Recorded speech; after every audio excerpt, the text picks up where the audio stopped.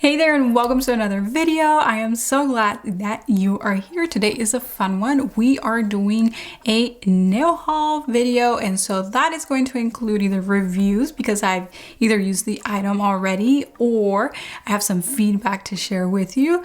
Otherwise, we would just be like unboxing and opening up new items that I've either bought for myself or that have been sent to me. All right, so let's begin. Where should we begin? As you can see, my shelf back here is full. Let's start with KOKOIST. I think you guys are probably looking forward to the new in KOKOIST, and I think it's my biggest haul.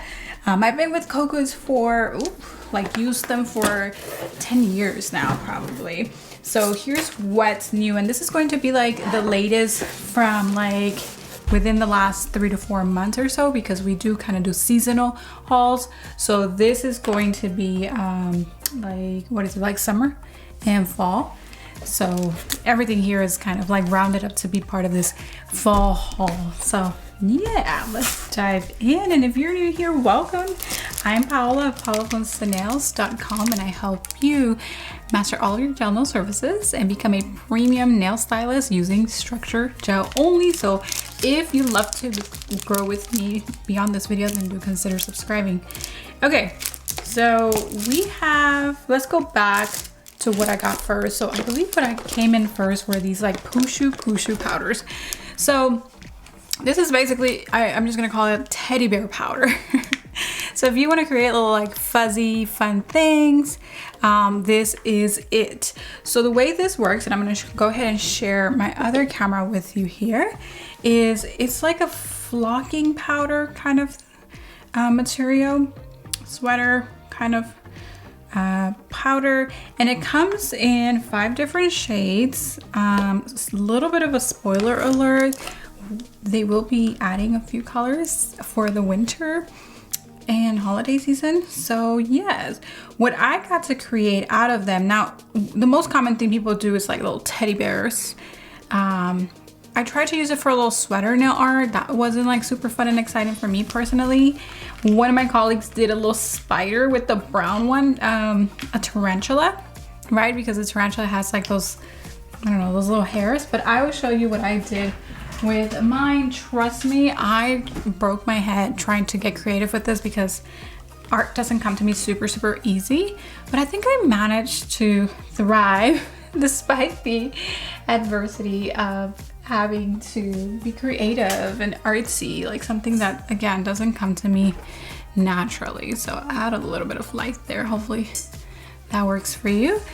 And so yeah, I created these kiwi nails because the fuzzy brown one reminded me of the outer, the skin of a kiwi. So there you go, me using my creativity. And then I kind of went around every nail and gave it like a rim, a kiwi rim of sorts. So you can use the blue one, you can use, I use the brown one. There's like a beige one here too, a white and a pink. And again, a little bit of a spoiler alert, there are new colors coming in for the winter. How do you use these? Okay, this is very important. You are gonna have to use non-wipe accessory bond by KOKOIST, and so that is a no movement, so it does not self-level. It's a thick viscosity adhesion gel for gems and studs and things on the nail, embellishments on the nail. And so you lay a coat of this, do not cure it, and then you grab your little Pushu powder and then you blow it onto the nail, like by squeezing it from the bottle. Another thing is that you do want to cut the hole a little bit more wide than it comes. That way it can release more powder, okay? So that was that. Honestly, when I saw what this was, I was like, I have no idea how to use that, but it was fun. And again, I did see some fun creations besides my little kiwi nails. If you're part of our certification, then you got to see the kiwi nails, how I got to do that in those lessons. And if you haven't caught up, please watch those lessons ASAP, especially before your access ends. Okay, next thing that came around that time of that PR package was my Nail Thoughts gels. And this time around, and I'm not sure if this is going to continue, this time around they did, so KOKOIST and Katie, they decided to make the builders and the bottled colors the same shades. Now you let me know in the comment section if that's something that you would like to see, where they continue to do the same bottled colors as like bottled gel color and matching tinted bottled builders. I don't know. I don't think I have a preference. I think I prefer just the tinted, I think. But you, if you're in the salon and you're doing services back to back, you probably have a better idea of if that's a yay or nay for you. All right, so what happened here? So Nail Thoughts by KOKOIST released 12 different shades, and these are kind of modeled after florals, if you would. So we have shades like Dahlia, Hydrangea, if I'm saying that right, I should know, I garden, Buttercup Syrup. My favorite was this one, Honeysuckle Syrup Base. So let me go ahead and show you these shades. Now again, these are the bottled builders. They will be also the exact same colors, or as much as possible, in just bottled gel color. So keep that in mind. 88, and this is Water Lily. This one has glitter. Here we go, a little bit better. So I'm gonna take you back to 85, which was Daisy Syrup. Daisy Syrup, oh yeah. Daisy Syrup reminds me of Bubble Bath by OPI, if you are familiar. And then we have this one, which is Plumeria, 86, and then 87. Just gonna sneak it in there. Much more translucent with a hint of pink. I'm gonna go ahead and cure them so they stay in place for you.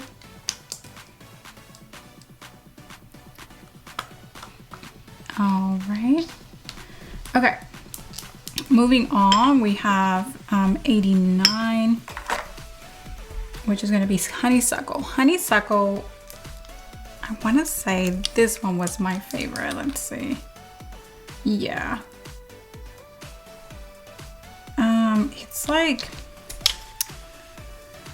It's like a hint of beige.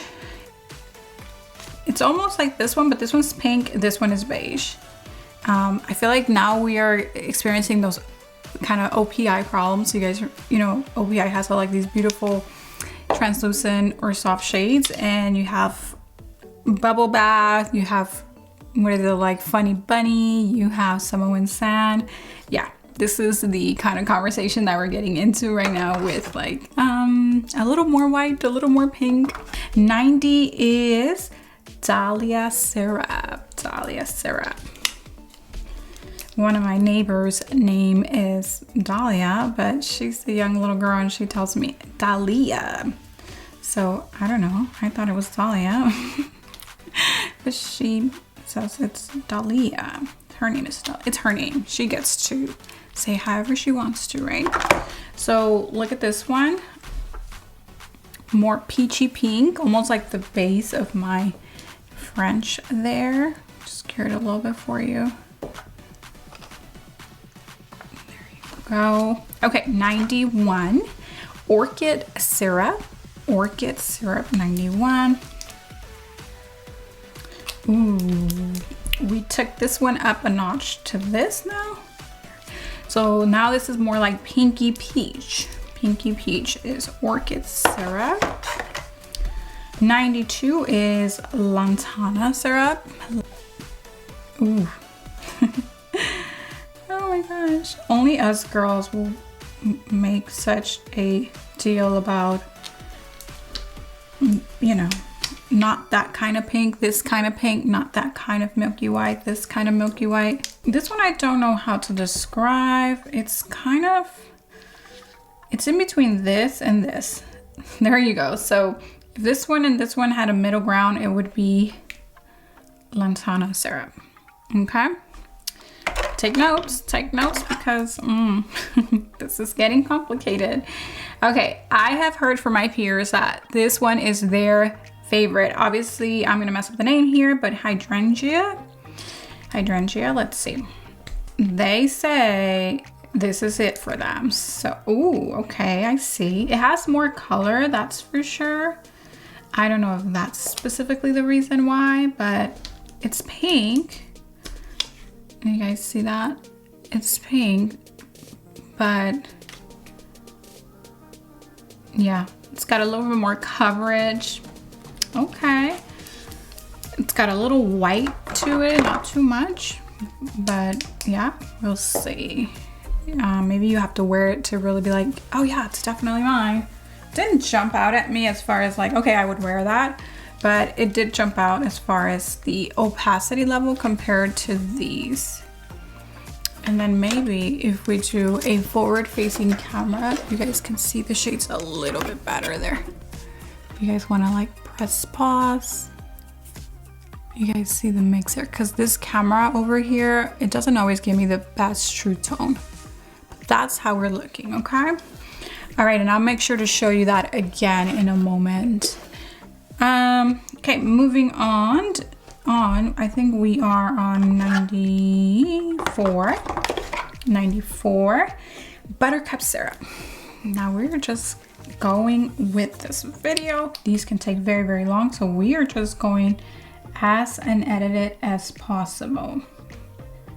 So this video is for my diehards. I know, like, if you're new, you're probably not gonna want to hear me speak and talk and and hum for too long, but my regulars, welcome back. And I hope you do enjoy this new haul. All right, so here we are. Okay, this is interesting. This one, it's got a more rosy tone to it. Just hang tight. I will show it in the forward facing camera again. We have 95. So what was that? Buttercup? Interesting. 94 buttercup. I wouldn't have named it that. Buttercup. We have lotus. Okay. Ooh, lotus is definitely the most syrupy I've seen, like the most glassy translucent out of all of them. So that is lotus, 95. And then we have 96. Hibiscus. Ooh, look at hibiscus. It is also another glassy orange shade.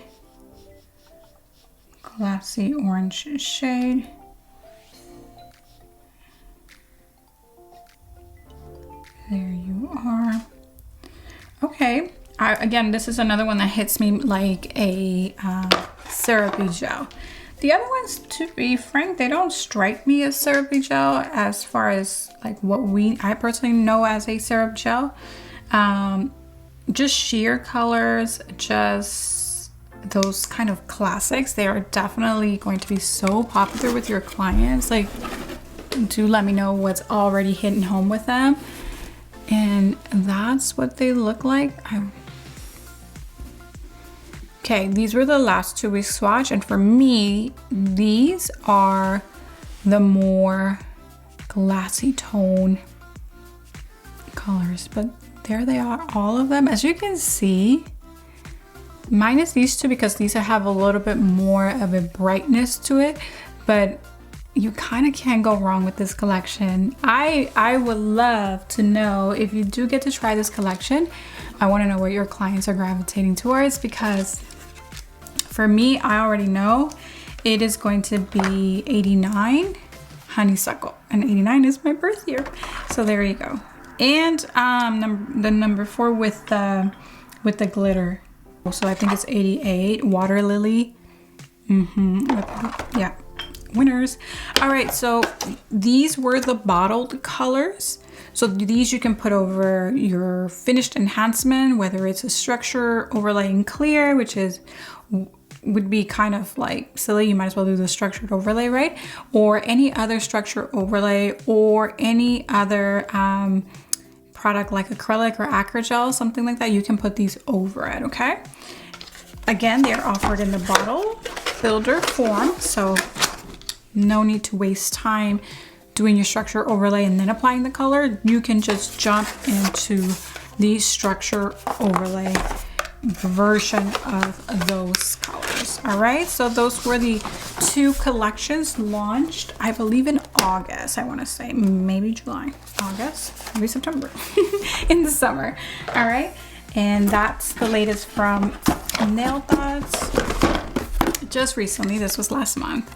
Also, Nail Thoughts dropped a cuticle oil, and it is so stunning, so stunning.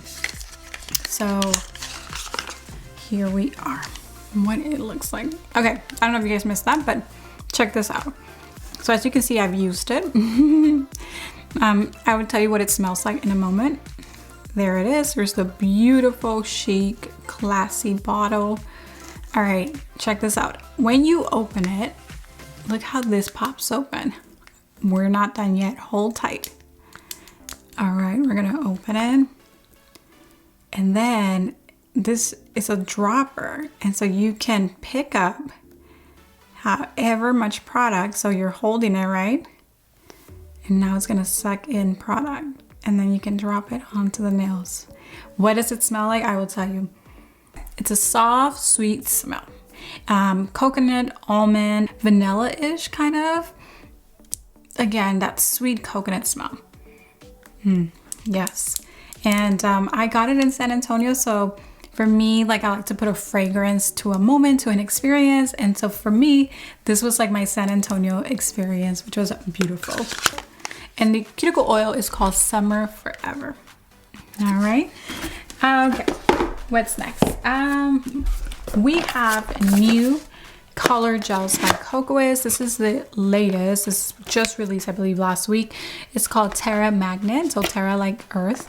And there are 12 shades in here. Like, KOKOIST doesn't play. Like, when they drop color collections, I mean, it is a whole array of them. I'm gonna show you the colors. Okay, we go from 47 all the way to 58, and what you see here is the actual color of these bottles. Okay, for example, take a look at 47 Lavender Haze. I will tell you which are my favorite in just a moment. Look at that. Now, these particular magnet gels have a champagne tone magnet particle, and it is super fine. Okay, super fine. 48, take a look. I will show you them all swatched in just a moment. I do have them swatched for you already. Stone Mist. Okay, so we've done 47. That was Lavender Haze right there. Okay, we've done Stone Mist. That is it right here. So it's got a little purple to it. And remember, they're all gonna have that champagne gold magnet particle in them. 49 is Bengala Red. This one, I don't know if it was me or what, but I found it to be a little bit more shimmery and more difficult to get that gold particle out of it. Nevertheless, it is still there. Okay, 51 is Mushroom Stone.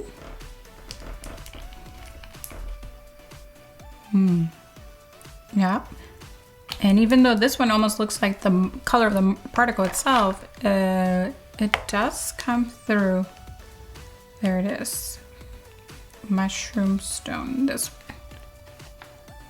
Okay, let's go to 50. Skip to 50. That would be here, and that is called Pink Horizon.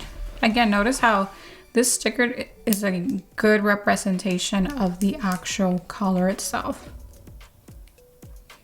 There. Okay, and that is this one here. Beautiful color. I can see myself kind of staying here because I'm sometimes boring with my colors. Okay, 52. This is Sahara Dust. And look at this here. It's that one there. This one here, if I had to say what's like the most like eye-catching or favorite, Deep Forest. Deep Forest is like next level. Oof. Take a look at that. Watch. It's this one here. Oof. It's like a black green. 54 is Aqua Glow. Look at that. Like minty blue. And activated, it looks like this. Aqua Glow. Okay. Next is Mossy Stone. Mossy Stone looks like this. More green. And like, tell me you wouldn't wear that. Of course. Terra Blue. Terra Blue reminds me a little bit of the Bengala Red as far as like it came out a little bit more shimmery for me. Maybe you can't test much. So maybe I didn't activate it correctly, get that magnet particle to really come up. But yeah, there it is. I just think it's amazing that a gel can have dual color, you know, come through after curing. So that's one beautiful thing of using these magnet particles and even like changing the color of them. Now they're like golden. It's beautiful. Okay, 57, Foggy Turquoise. Foggy Turquoise. If you are into blue nails, like I personally don't like to wear blue or green on my nails just because I don't like the way my skin tone kind of reflects on it, or vice versa, how the nails reflect on my skin tone. But I know some of my ladies, especially when I used to have a full roster clientele, blue and turquoise only. This right here, Foggy Turquoise, for all the blue loving ladies. Okay. Last one is Navy Earth, and Navy Earth is dark like Deep Forest. Very, very deep. Very, very dark. Check it out. So if you are gonna go, and that's the beautiful thing about this collection is that if you wanna go vampy with it and still express yourself with the magnet nail art, this is a collection because you are going to get an array of different shades, but you will also have two options to get a little vampy with it, and that's going to be Deep Forest and Navy Earth. Keep in mind that when you purchase this collection, you also get a little card that will allow you to swatch the entire collection like I did here and display it. This for me is like a temporary display. When my client comes in and maybe every quarter or so they ask like, oh, what's new? Or I have a schedule of having things new every quarter. I could be like, oh, by the way, these are like our new drops, right? But I would still keep these in my other swatch. All right. Along with this drop, KOKOIST also dropped new Gelips.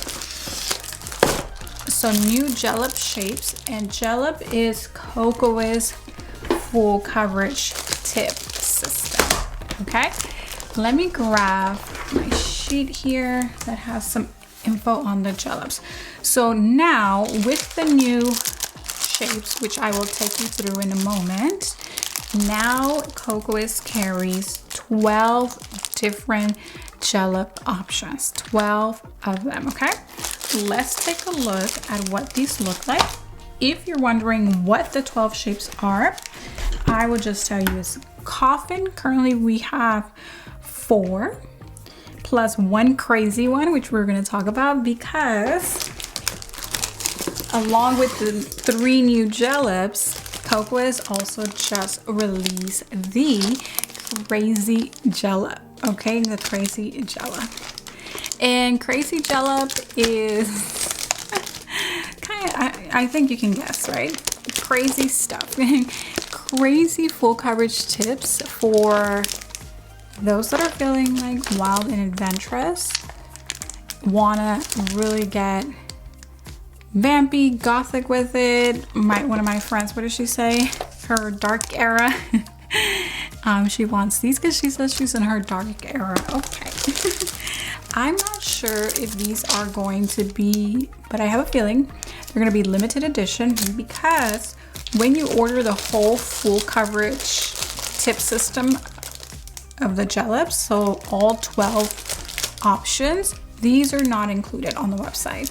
So that tells me that these are probably going to be like limited edition while supplies last. So if you're interested in that, maybe you're going through your crazy era like my friend is, then definitely stock up on those ASAP.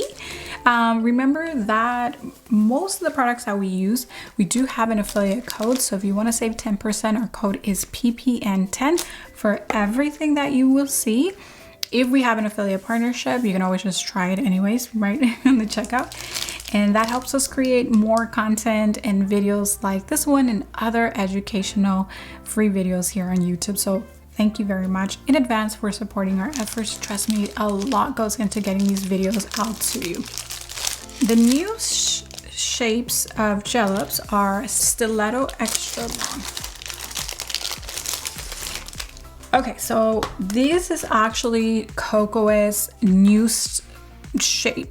Yes, shape. We didn't have stilettos before in our KOKOIST lineup, okay? So these are the first stilettos for KOKOIST. We had oval, we had almond, but we did not have stiletto. So these are gonna be really pointy. So more pointy than an almond. This is what it looks like. All right, very pointy. And there you can see what it can look like on your nail. Okay.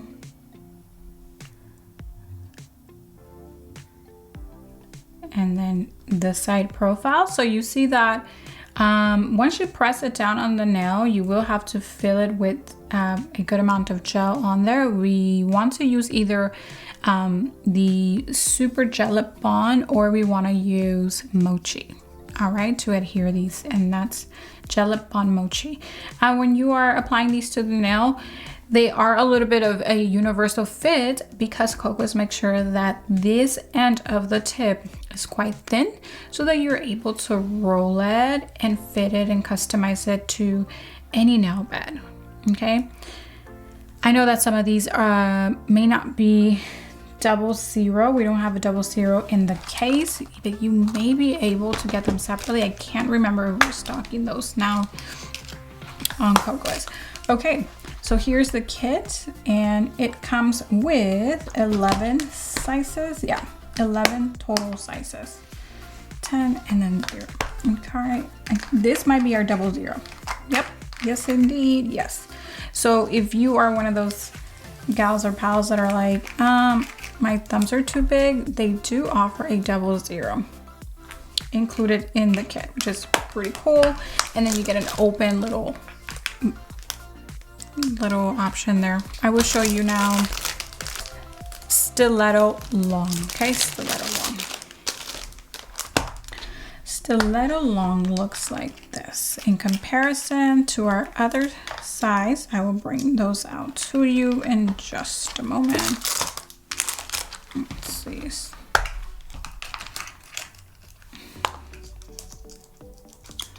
Okay, so we're looking at Stiletto Long right now. This is what that looks like. There you go. So it's almost literally like the length of my current nail. This is probably it because this one's a little longer. This thumb, you can see just a lot more triangular. A lot more triangular there. Okay. And then this is the extra long. So there's definitely a size difference. Extra long and in the stiletto size. Okay, our next shape is going to be Coffin Medium. Coffin Medium. And that is going to be in addition to the 3 coffins that we already had. So Coffin Medium is the new one. However, in the Crazy Gelip, we do have Coffin Max. Okay, we do have Coffin Max. I will show you those in comparison to these in just a moment also. All right, check these out. Okay, Coffin Medium. Prior to, we had Coffin Extra Long, Coffin Long, and Coffin Short. So those were the sizes in Coffin that were offered in the KOKOIST Gelip lineup. This new one is, again, Coffin Medium. We're adding medium to the Coffin Extra Long, long, and short versions. Okay, and this is what that looks like. Okay. It's a good length. And here you go. All right, so yeah, I mean, we are missing like a lot of lengths for certain varieties. For example, we still don't have oval medium. We still don't have almond long. So I'm wondering if that's something that KOKOIST is just making sure that they get the right fit for those kind of nails. Right, because they don't just, I think they're like customizing their tips now, where it's something that they produce on their own. I'm not too sure about that, because they're not rolling them out like this. Like, here's all the Coffin varieties, here are all the oval varieties, here are all the almond varieties. So this tells me that they are being particular about the shapes and the sizes and how they look and fit, so in comparison to what they already have. So there's a little bit of what is it, like customization going into these tips, which I appreciate, that they're not just kind of like grabbing all the sizes and just sort of like private labeling, right, like putting their name on it and releasing. So they're taking it slow, little by little.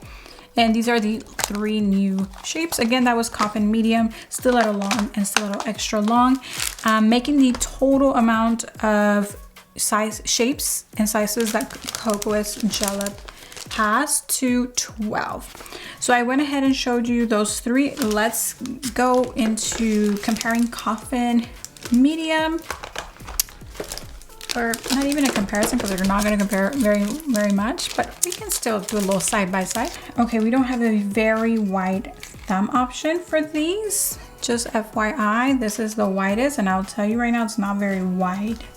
Okay, and also it's different than this Gelip, because these are not pre-etched, and they also don't have the Gelip logo on them. So again, these are just something fun. Now, if you're probably wondering like why there's like not a lot of gel releases, there is a lot of magnet releases, and I'm kind of figuring out why.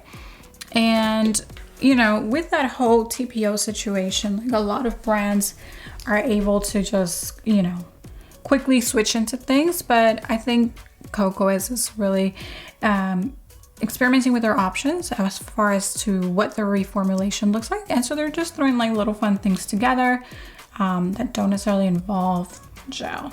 That's just my personal non-confirmed opinion, but yeah, these have a great fit, guys. The Coffin Max, just laying it on my nail, even with my nail on there, just feels so good. And I do think that I have wide thumbs, not like a 00 wide, but even for me that again has more of a wide thumb, these are great. Crystal Cluster. This is what these look like. Crystal Cluster. Now it doesn't have those stripes on top. You add those, and I'm not sure if you add them on the top or the bottom, but mind you, these two have a disclaimer somewhere, like safety precautions right over here, because they are dangerous, okay? As Coco herself said, very dangerous. Like literal weapons, y'all. Not even kidding. I hope no one messes with the wrong gal or pal when wearing these, because these are sharp.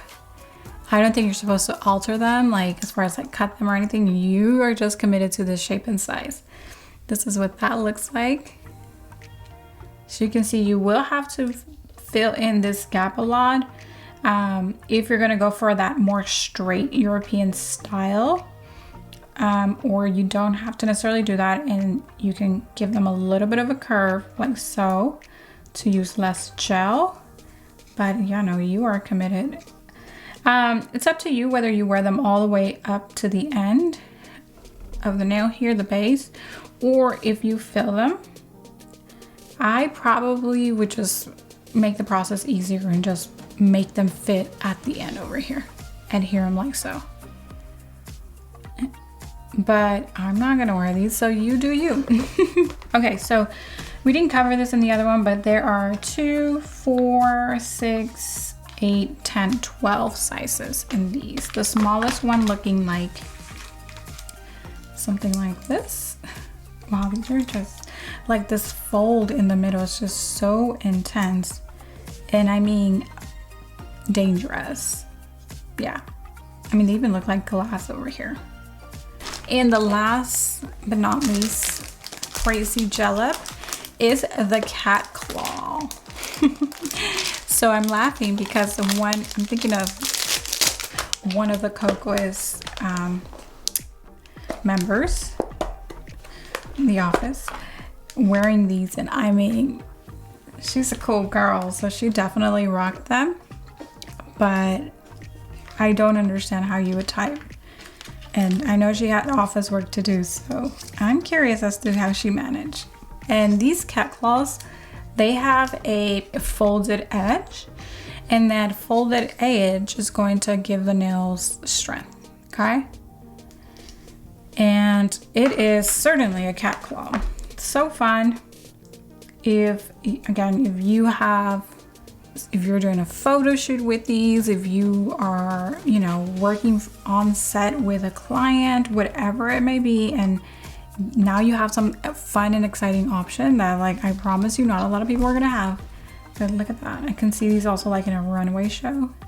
Daily use at your own risk. Okay. Very glossy, very sharp. This one has 2, 4, 6, 8, 10, 12, 14, 15 different sizes. Okay, 15 different sizes in this crazy Gelip option. All right, so that concludes our KOKOIST haul. All right, so continuing on, we still have products from Presto Nail Labo, which is the same company. Nail Labo is just like the Efile dry manicure tools, and then Presto is the gel line. It's a Japanese gel and Efile tool range. We have RÉDI by Iguana. We have STALEKS Pro implements. We have Erica's. We have Olka, which is the dust collector. Let's dive into our RÉDI. All right, so we're gonna hold on to this special little thing from RÉDI. I'll talk about it at the end. And I mean, look at this, a full haul of RÉDI products. Now I did get to work with Iguana and the RÉDI line. So RÉDI is by Iguana. Iguana is like the umbrella line of the silicone hands primarily, but also RÉDI is underneath it. And so if you're wondering what RÉDI is, it's basically the gel line of April Ryan. And again, it's under her umbrella business name of Iguana, which, if you are not familiar, they were the pioneers of the silicone practice hand here in the US, and now they are focusing their attention on gel nail products, a little bit of a spa line to go along with them. I know they have a tool range also. So here we have 2 items. Now I got to attend well, not only attend the San Antonio Beauty Show in September, but I also got to be invited to work the RÉDI booth with April Ryan and team. And let me tell you, these 2 items, the sanitizer spray and the foaming cuticle cleanser, with hot sellers. It's the glitters, and the glitters is what I want you to, they're the sugar glitters, okay? The sugar glitters are what I want you to pay attention to, because they are so sparkly. And I have a feeling that if you are a glitter girly, or you think your clients are into glitter, trust me, you're gonna want to get your hands on these glitters, these sugar glitters. They were a hit at the trade show, so I know they are going to be a hit at the nail table with you. So many. For me, again, a little bit of an overload as far as options, but we do have to find our favorite ones. Rose gold glitter, I think rose gold glitter can be a hit. This looks a little bit more copperish, but what I do want you to pay attention to is also how pretty the little cases are. All right, so the last glitter that I have, I think this is the last glitter, is the pixie glitter. All right, so let's do a quick little like unboxing. So we're just gonna like throw these over there. Oh wow, and these are so beautiful. I really don't want to just be like, oh, and that's it, and that's them. They are so pretty. Look at them. Oof. Okay. Rose gold glitter and copper glitter. So you can kind of see the difference there. See, this one has a little more orangeness. The rose gold is got a little more goldiness to it. But again, this one is light gold glitter. And listen, I can't blame the people over at Red Iguana for having too many options. It's so hard to choose amongst sparkly things. Big difference. So this one is the champagne glitter and this is the light gold glitter. Okay, just ripping through my packaging here. All right, let's see. Okay, new glitters. This is silver glitter and black glitter. So black is completely black with just little teeny tiny specks. Either reflecting or it's got a little silver in it, but it's pretty black. You can see like the reflection inside, and the silver, well, is definitely silver. How pretty are those? Okay, so if you want solid glitters right here, okay. Here we are. That's a beautiful red glitter, like scarlet red. Experiencing it together. So I totally was like, ooh, over this one, which is the silver holo. Look at that, silver holo. Okay, so we have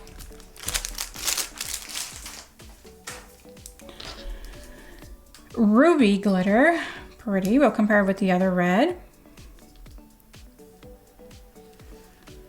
And we have, this is gold glitter. Straight up gold. Ruby and gold. Okay, somewhat the same. This one I can tell you already has a little more pink to it, but let's turn them over. This is more bright. Ruby glitter, red glitter. They're so similar. Oof. I'm gonna let you be the judge here. Ruby and red. All right. Okay, the other one is going to be gold and light gold. So clear difference. Gold and light gold. Now let's add, I think, did we say champagne earlier? So champagne is more brown. Definitely champagne glitter, gold and light gold. I cannot resist the packaging. I mean, it is such a vibe. So like, so dainty. Very feminine, for sure. Okay, come on glitters, come on, open up. These were a gift, so thank you, April, for sending these over.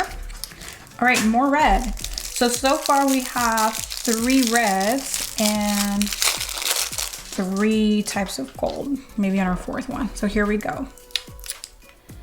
Red holo, ooh, red holo glitter. So holo means holographic. There's gonna be multi-colors in there.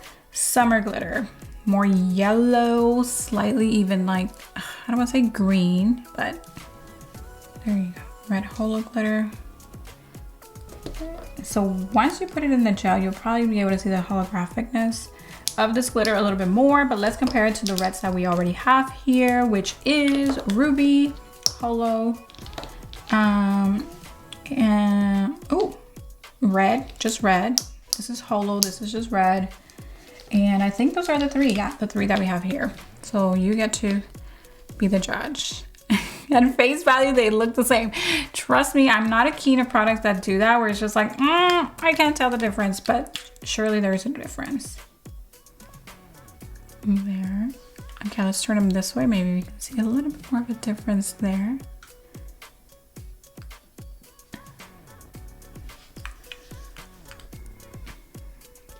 Okay. There. I think there you can see a difference more clear. Okay, have fun. All right, and we have another gold. So this particular gold looks like this and this. And these are the 3 that we have. And then we also have that champagne, which honestly for me doesn't qualify. It just does not look so much like these golds. So I'm gonna put the champagne with the copper ones. And then here's what they look like. So you choose your version of gold. All right. And all of these little jars are 4 grams. All right, we're not done with our glitters. We actually have more glitters. And they are going to be like the white base glitters. I mean, this is such upgraded packaging. This is cute, right? This little pink. But I mean, gold is just like next level. Okay, snow glitter. And the other one we have is my favorite, pixie dust. Because there's a little orange to it, and I like warm in my colors, and I like orange also. Okay, here we are, fairy dust. Ooh, so pretty. So KOKOIST has, I think, mermaid. This reminds me of mermaid dust from KOKOIST, just by that orange. Maybe that's why I'm like, ooh. But look at that. It's like blue and then it's orange. It's a little hard to tell with this slide. Okay, let's get through snow glitter. I wonder if snow glitter is an actual glitter. Like, does it actually shine? I think it's just a solid white glitter. A solid white glitter. Yeah, it's hard to say that it's very glittery or anything like that. Pixie glitter. So what's the difference between pixie and fairy dust? So pixie has like yellow, white in it. And then fairy dust, let's see, fairy dust has a little orange to it. A little orange to it, if you can catch it. Very, very subtle. All right, white thus far just seems, or snow glitter just seems very white. And then we have sugar glitter.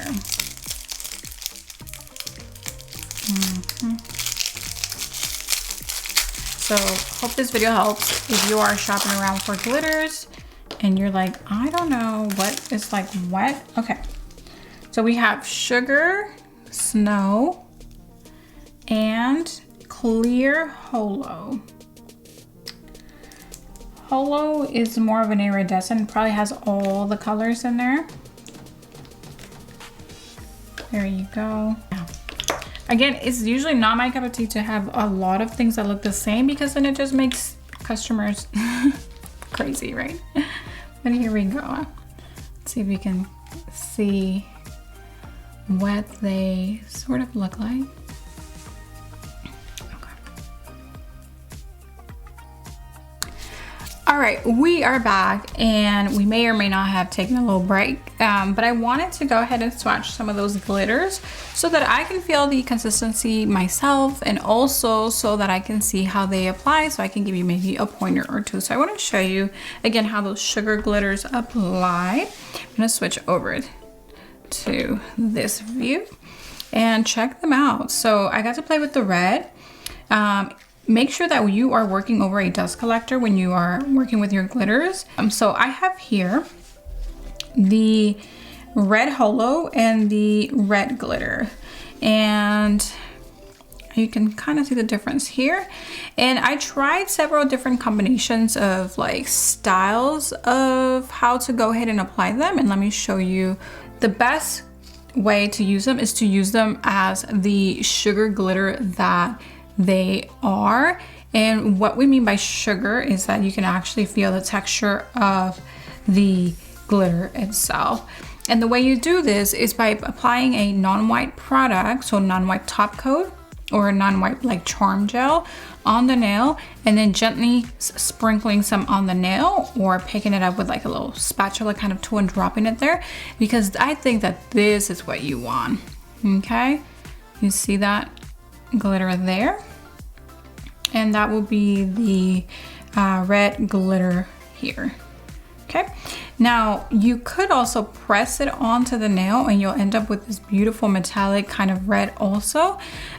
You can't see it on the camera, but there's a little bit of transparency through the nail. So I would apply a red coat of color just to intensify that redness look, right? The red look on the nails, because maybe some may look a little bit patchy.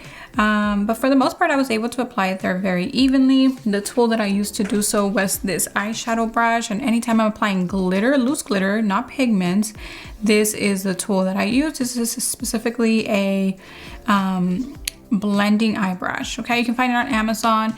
You can find it in Target. I will go ahead and link it in my Amazon store down below.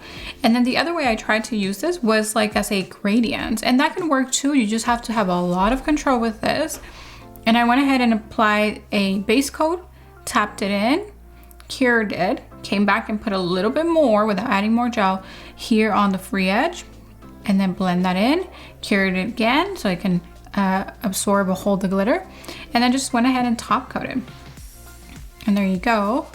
These are like the 3 looks that you can achieve with the sugar glitters from Red Iguana. Again, I think this is the most fun, but we cannot deny that this also looks very intriguing. And of course, this can be very popular, especially when clients are trying to kind of go longer with their services. They're gonna opt for an ombre. So I hope you enjoyed these sugar glitter collection by Red Iguana. And now we're gonna move on to their color gels, okay? Now, what I wanted to do with the color gels was to go ahead and pop them open for you. And these are very pigmented, as I was saying. Like, one of the a competition student was part of the Ready team at the San Antonio show, and she got to take these through the competition and place, so win medals. So again, award-winning products here, and they are tried and tested under rigorous conditions by nail techs, because I mean, tell me a nail competition like Nail Olympia is not rigorous. Okay, I want to show you now what I have here, and these would be the ready colors. Again, I believe there's 18 that have been released, and oops, and as I was going through them, I can deny how beautiful they were. So let's just crack them open, like an egg, crack them open, and then show you what they look like. The names are so fun too. April got to name these with her community. I got to name one too. I will show you which one. So this is Fondue. It is a beautiful like milk chocolate. All right, so when you are stirring your colors, you don't want to go crazy like I am. Just kind of want to give them a little twirl. And then once you see enough of the color coming back together, that's enough. As long as you don't see any more clear, you're good. And there you go. You can see how beautiful of a chocolate, like a milk chocolate color fondue is. Let's go ahead and seal that. Here we have Clay Date. And you'll notice that these colors have a little hole in there. And apparently like gel artists like that so that their gels don't spill all over during transit and whatnot. I find them a little bit obstructive, like obstructing my view and seeing what's in the jar. Let's go ahead and stir it. And then also like if I wanted to take my bigger spatula just to kind of get a quicker turn on the color, like again, the word is obstructed. I feel obstructed, like I can't, right? So I'm using my little one, my little side here. Literally looks like, I want to say like cement. So kind of grayish. I thought actually it's gonna be a little more purple. It does have like a hint of purple, but definitely more gray. I want to say like a true gray color. Maybe in the camera it looks maybe a little more taupe, but gray for sure. All right, so that is Clay Date. And I don't think this was intended, but a lot of these colors are so fall ready. Ready, get it? Okay. Merlot. I expect this to be, yep, a little red. And remember that the sticker is not going to be often a good representation of what's inside. So you always kind of want to get in here and see for yourself if possible. Or if you're shopping through videos like these, maybe you can pause and observe, right? What a color actually looks like. I would say not a lot of purple, just a little teeny tiny hint. More burgundy for sure. Beautiful. Next we have Mocha Mousse. I was like, it is in cursive, so a little difficult to read. Mocha Mousse, I would say it's like, it kind of reminds me of like things that the brand Fendi makes, like that kind of brown color. And these are going to be super pigmented. Again, we had a Pierre Vars compete using these colors, the red specifically, and again was able to do a fantastic job. So these are high pigmented formulas. I would say that these shades are customer favorites. Like I can't imagine these not being chosen by your clients, especially around this season. Definitely customer faves. Okay, this is called, I believe, Grenache. My eyes are tripping. I thought I saw glitter. I think there is one here with glitter. I'm getting ahead of myself. That's what it is. Okay, Grenache. I would say dark chocolate. Okay, dark chocolate. And again, I want to say like the slightest tinge of red, like the slightest, but more like dark chocolate. That's Grenache. Next one is Obsidian. Obsidian. All right, let's see. I think Obsidian is just going to be black. Yes, Obsidian is black. And feels a little bit more viscous for some reason. Black, white, yellow, I hear are very hard to formulate. Next one is Starry Night. So we can kind of predict that there's going to be glitter in here, right? I would think so. Yes, there is. And again, the black ones look a little bit more viscous. There you go. Just so kind of, I wouldn't say it's iridescent glitter maybe, but if not, just kind of like a grayish glitter in there. Starry Night.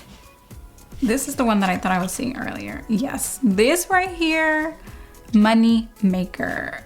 Okay, like, or maybe not, because if your clients get this and they might not want to get nail art, right? That was my experience. But this is going to be so popular in the month of December. I'm telling you right now, if you are thinking of a sparkly red, yes, do a sparkly red.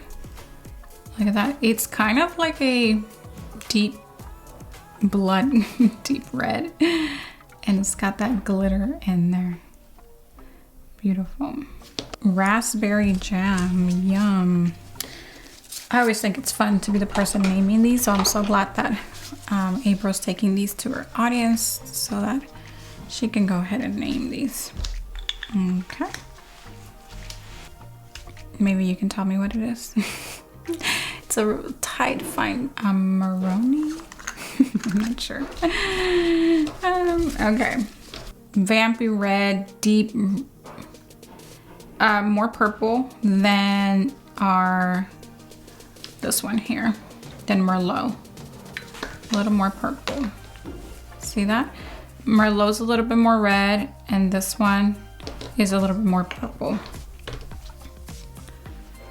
Beautiful nevertheless. This is called Frozen Plum. I'm going with plum. Frozen plum. I remember when I was first buying my first potted gel color in a show, I was wearing something like this and I was getting compliments left and right. Yep. So it's gray. It's like a dark gray purple. Dark gray purple. Okay. Frozen plum. Let's see. Next up we have Old Money. Ooh. Kind of like an sage green.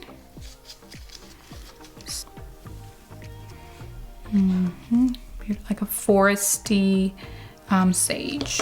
Old Money. Okay, let's see. Let's go with London Fog. London Fog is a deeper gray, so yeah, just a deeper gray. You don't want to stir too fast, like, right? Just a few stirs and then bring it up to see the color. So you don't want to leave these bubbles in there. They're just very annoying to get rid of. London Fog. Deep gray, slightly blue, but not by much, okay? Play Date is just different. I know I said earlier it was like a gray, but it really is now hitting me more like a taupe. Okay. Femme Fatale. I might be saying that right. Femme Fatale. A deeper red. Like a shade darker than your classic red.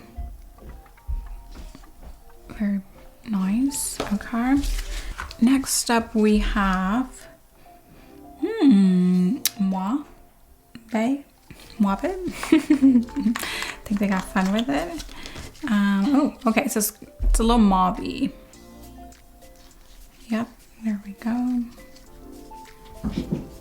Yep. And let's see. Yep. Just mauve, I would say. It's pretty. All right. This is the one that I got to name. It is Sage. Sage. Combination of sage and jade. Here we are. There you go. Another one of my first potted gel colors was nearly exactly this. Maybe this is my color, like my color. Like the one that just brings me opportunity. Sage. Concealer. Concealer is like a white, creamy, a white base, beige, a white base, beige, more like a porcelain, a little bit of porcelain-ish, I would say. Okay. Now the lid got a little funky on this one, so I gotta pop it on there like so. So this is concealer, full coverage, lots of white in it. All right, we'll just get into ethereal white. Ethereal white, and this is going to be, I was gonna say for French, but I wanna say our competitor used a different white from the Ready line, but it is very viscous, very creamy, so I would still most likely use this for my French.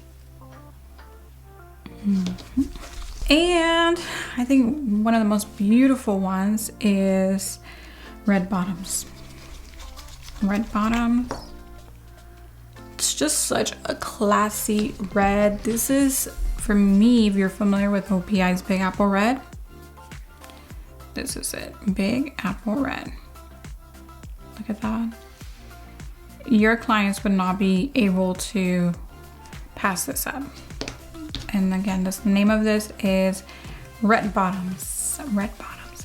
Beautiful, super classy.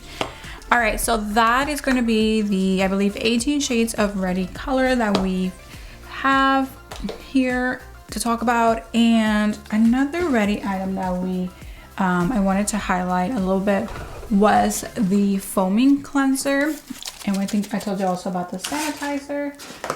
And that is going to be it for a nail haul. So I mentioned earlier that this is like our Photoshop in a bottle, and the reason being is because I'm gonna go ahead and take off my glove. Let's just say that I needed to moisturize the skins, the nail, before a picture, right? Taking my client's picture. So if I just take a little amount of this, a little goes a long way, and just rub it on there, it instantly moisturizes, and you're gonna see without oils. Okay, so no oily residue left here. Okay, you can remove it or you can continue to just like rub it into the skin. I'm just gonna go ahead and remove it.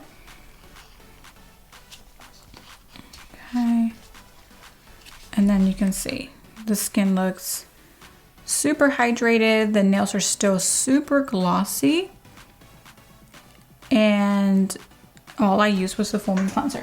So this is great for when you are getting ready to take your picture. So you finish the manicure, let the gel nails cool down for a little bit, and then you want to apply just a little droplet of this on each nail, massage into the skin, remove any excess, and then you're ready for your picture. After you're done with your picture, you can go ahead and use your cuticle oil, because we're not longer gonna take the picture. So it doesn't matter if the nails get a little bit, you know, smudged or whatever, dull, it's gonna go away. But for our pictures, we don't wanna, you know, just drop into a cuticle oil because they're gonna look too greasy, too oily. They might dull for a moment. So this is what you wanna use before pictures, okay? So that the skin and the nails look fully hydrated. All right, and the last thing here, well, two last things that I got from Red Iguana was I stocked up on my tips for my full hand. So I guess it's not a full hand, it's just some fingers and a partial hand that I have, or a half hand.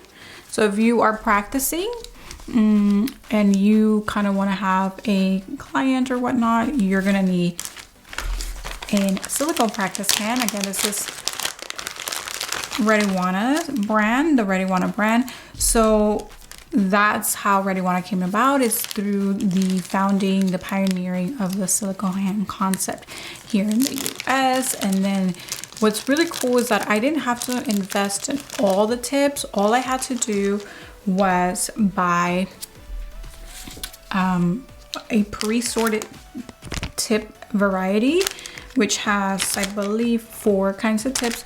And the really cool thing is that April and her team go ahead and tell you what size you need for your hand. So in this case, it's the middle, and then you just go ahead and you fit it onto the nail, and then it fits really nicely there.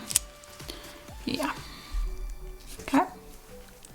So that's pretty cool that they already kind of sort them out for you, because sometimes you just buy all the nails and they don't quite fit, and it just depends on what hand you have also, because these hands are modeled after real hands, so it just depends who was the real model for that hand. Okay, all right, so yes, I stocked up on the tips for my silicone practice hand. The thing that I wanted to talk to you about, which I'm super excited about, is the Ready training manual. You'll find it in here. these may still be available for pre-order. So if you are wanting to learn how to apply gel nails, structured overlays, so Rédi carries hard gels, semi-hard gels, some soft gels, acrylic gel, and all of that. This training book is primarily going to guide you in the use of their bottled builders and their hard gels in a pot. And I had the honor to contribute to this book, and now you can get the full step-by-step process for applying gel nails using Rédi products. Inside the training manual, you get a full product debrief, so you get to learn what every product is, its characteristics, its purpose, how long to cure for, all of that good stuff. The colors are in there.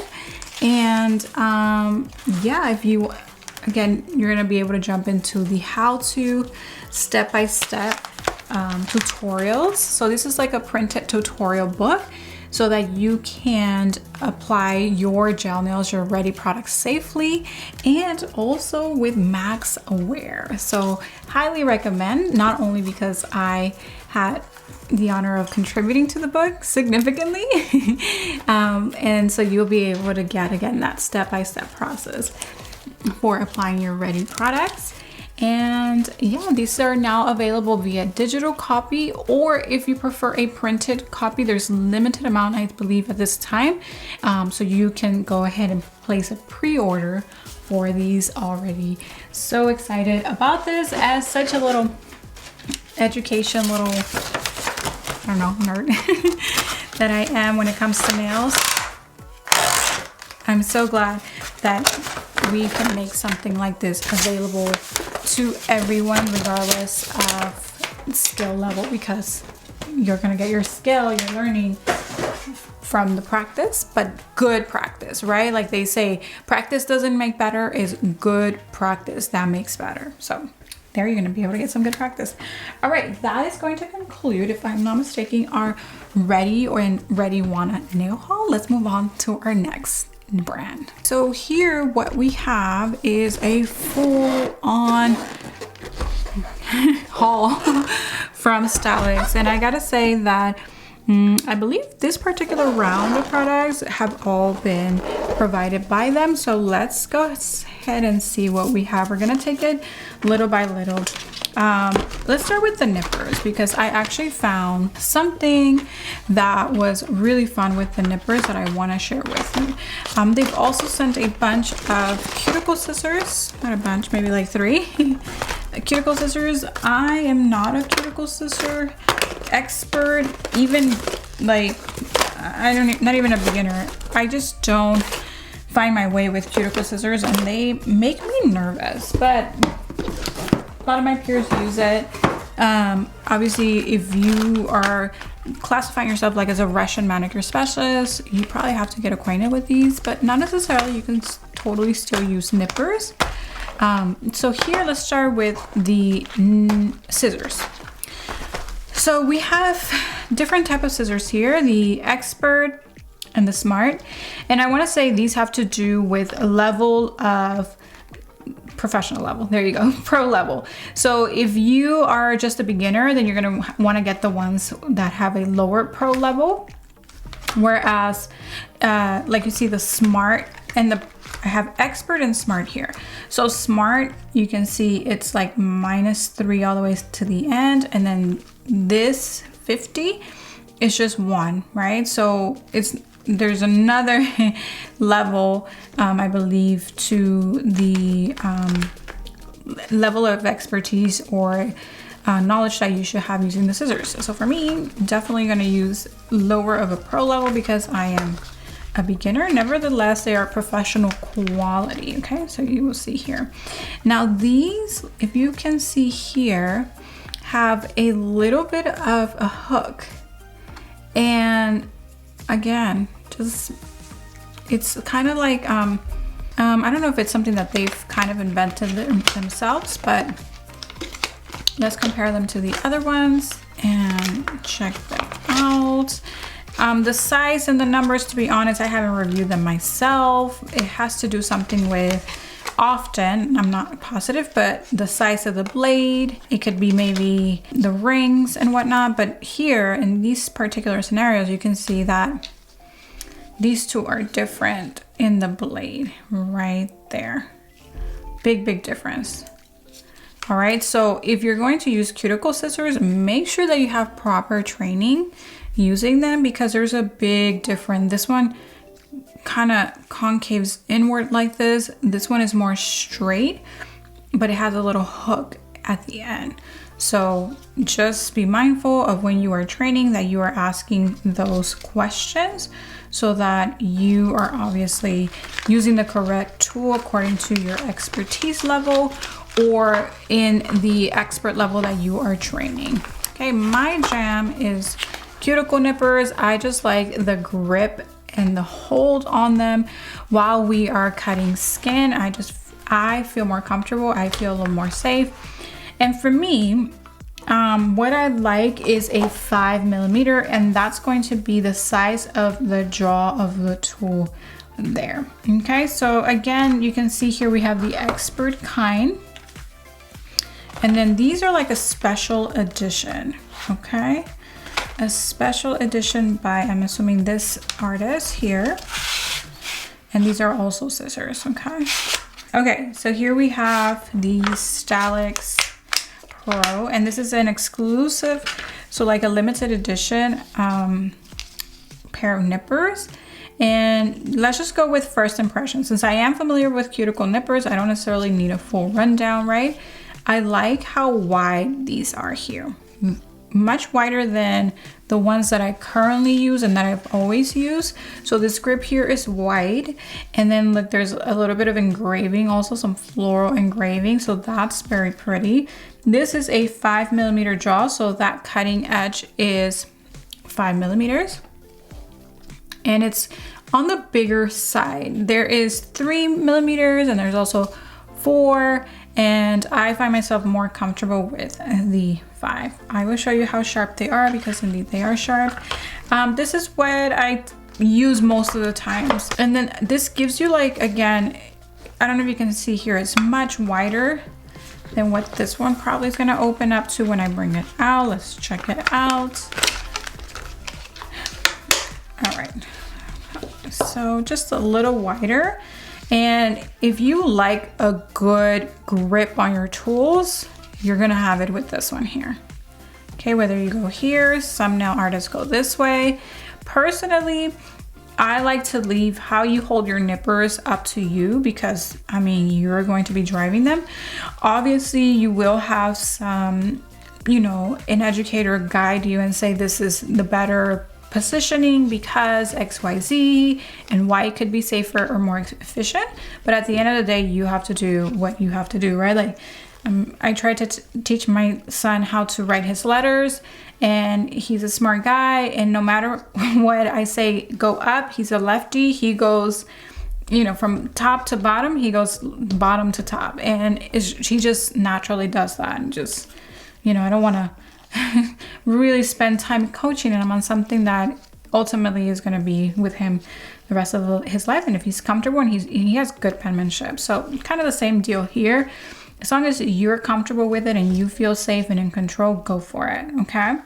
Grab the tools however you want. These are also 5mm jaws, and these feel a little lighter. These are a little heavier. I think because of the engraving, maybe they want it to have a little more surface area, and that is why they made them a little wider here versus that. These right here are probably gonna become my favorite. You're gonna probably see me use these a lot more. Why? I thought they were very peculiar looking. You might be thinking the same thing, like, okay, what's up with the curved handle there? And don't knock it till you try it, as they say, because when I brought these out and I put them in my hand and I went like this, I was like, I get it. I get why we're doing this. Your fingers fall nicely into those grooves, and if you're gonna hold your nipper like this, if you hold your nipper like this, so underhand, this is the tool for you. All right, because look at how your fingers are going into those groups. They're just kind of folding in there as they should. Okay, if you go this way, these might not be your nippers. So the reason being is because it has a little bit of a kickstand here, like a little, you know what I mean? Like it just doesn't feel good, like it's sticking up right there. So if you are this kind of holder of your nippers, this might get in the way for you, or maybe not. It might give you a little bit of a grip of a base. But for me, now I'm starting to question, what do I use? I'm here. Yeah, I'm below. I'm an underhand holder here. So yes, let me show you how sharp these nippers are. Okay, so let's go to one of these snails here. I'm the worst model for nipping anything because I don't have usually a lot to nip. But here we found a little hangnail that we can use as a demonstration. And you're gonna see how sharp these tools are in one go. So what I wanna do is I wanna lift it up so I can see the base. And just with the point, boom, I was able to cut that. And I barely caught it. I actually thought I didn't have enough blade underneath it, but I did. And that's how you know if a nipper is sharp. Basically, you are cutting. And if the tool does most of the work for you, so here we have another one. I will go ahead and disinfect these. If they become part of the giveaway, don't worry. So if I go here and I'm able to get right where I need to get and just nip once and get a good cut, they're very sharp nippers. Okay, I'm gonna go ahead and cut that again. Very easy, okay? That's how you know you have good nippers, when they just cut. If you're finding yourself pulling at the skin, like tugging at it, your nippers are dull, okay? Your nippers are dull. These feel a little more, I don't wanna say bulky or clunky because those are negative words, right? But if you don't need as much grip, maybe you have a smaller hand, these might not be it. If you find yourself like, all right, I got bigger hands, I'm a little bit more, I don't want to say aggressive, right, with your hand tools, but you have a tighter grip, I think these can help because these are going to meet you there versus something that feels a little more dainty. These feel so thin, so skinny, so dainty. So if you have a smaller hand, I would say definitely give these a try, all right? And then this right here is your standard one. That was the Expert 95mm.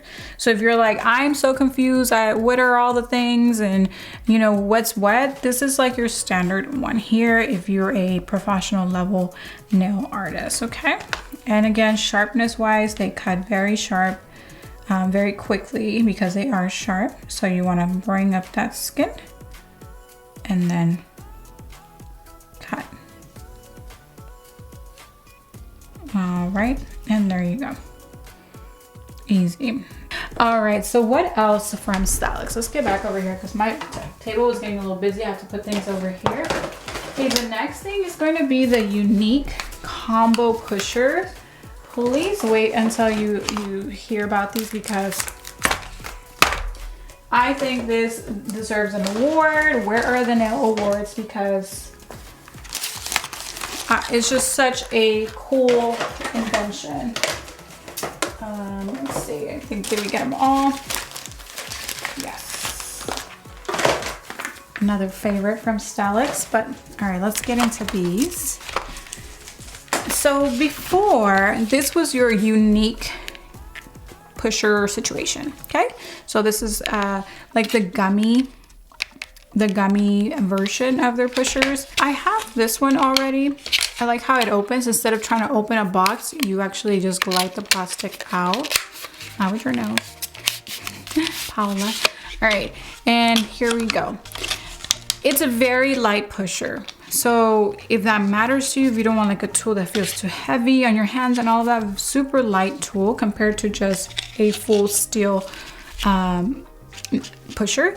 And the other cool thing about these pushers is that the grip allows you to kind of, you know, again, endure that grip while you are working, kind of like a pencil when you used to put those little rubbery things around the pencil. So that's that. However, I will say that it becomes a little bit of an annoyance, and I don't think these are heat sterilized, so you have to use your blue liquid, your cold sterilization method, and they do get a lot of fuzzies on them. Like, you know, the rubbery material just accumulates lint and things like that, so that drives me a little mad. But this became really popular, the little loopy end. It does work, it's not super gimmicky, but I feel because it's such a small tool, you're there like scraping little by little and just adding time to your service. So although it was fun to use and kind of see for myself that it was not a gimmick, it actually does remove cuticle. I will show it to you in a moment. I was like, eh. All right, so I'm just an honest reviewer. I want to be as honest as possible. And when I really like something, I want you to know that I really like something and I think you should go get it. All right. So that was that. I have a version of these, but then they took things a step further and a half because then they took that UNIQ combo pusher and they actually made it to be able to alternate the ends, so you can grab a piece. These come in, what is this, gray, black, and pink, okay? And you'll take this center tool, and I'm gonna show it to you over here now. You'll take the center tool and you are gonna have the opportunity to customize your pusher. Tell me that is not super genius. So I'm gonna take my favorite pusher. Like this year, I solidified that the slanted edge is my pusher. I used to be this only. All right, but I've switched over to this now. I just like how it separates the skin, the proximal nail fold, away from the, look how it's just tucked in there, by the way. It's like, I just want it. There we go. Okay, so you get to customize it. Boom. You just screw it on there. Yes. And then you can get any other end that you invest yourself in. I'm gonna go with this one. Okay, the blade. And then bring that out. And then I'm gonna screw it over here. And I like this blade, not necessarily for cuticle work. You would be surprised, right? You're like, huh, what? I like this end to cut like my putty gel, or if you guys are familiar with boba gel by KOKOIST. I have one that I use for cutting that. It's like sharp. Well, this one's a little more dull, but it's sharp enough to do that very, very nicely. All right, so let's get rid of some cuticle. Let's push. All right, we're gonna take our beveled, our slanted edge. You can see it's not sharp as in like you're gonna hurt yourself sharp, but it is sharp.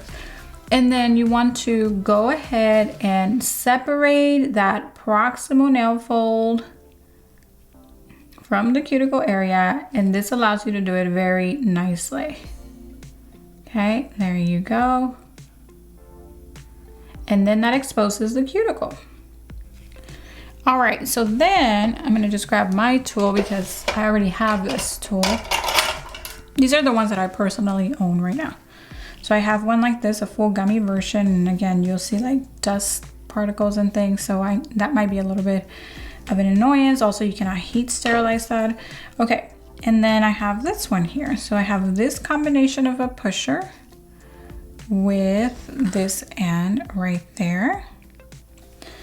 And notice now that I've pushed back that fold, I can come in here with this tool and push further and then scrape. And then I'm scraping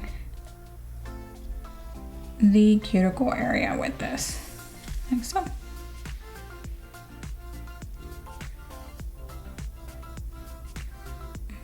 And you see how it neatly comes off.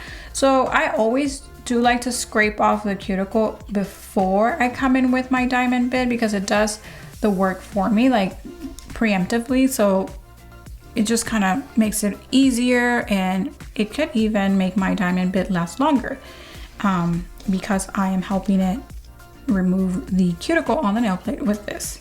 So there you go. You can just take this combo pusher and mix and match the ends. Whatever combination of pusher is your jam. Now you get to go and shop STALEKS and choose your favorite tool. The same quality tool that they used to offer like this individually is now just sold as this portion, which you can add to this little middle part. Again, they offer it in pink, gray, and black. And this is what the black one looks like. As you can see here, it's right there. So it's like steel. They're all steel, not plastic. And again, you get to use whatever end that you choose. So this was very, very fun.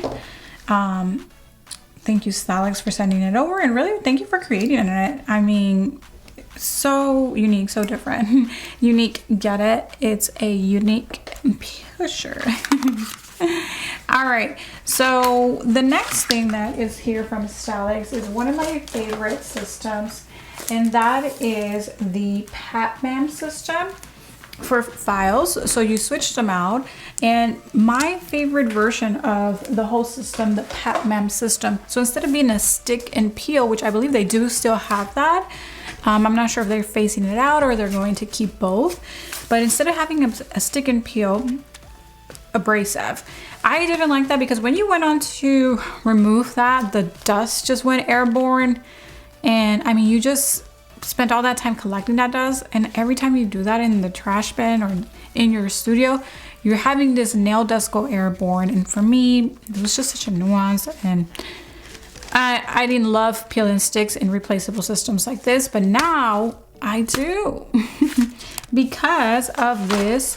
Again, they refer it as to their PapmAm line, and it is these abrasive pieces, tabs, that you can, oh yeah, this is my grit too. This is a 180/240. You can take like this, they're already cut, sized for your tool. So I like to use the pink base because it's beveled, and I will show you over here. Why is that important? Why does that matter, being beveled? Because,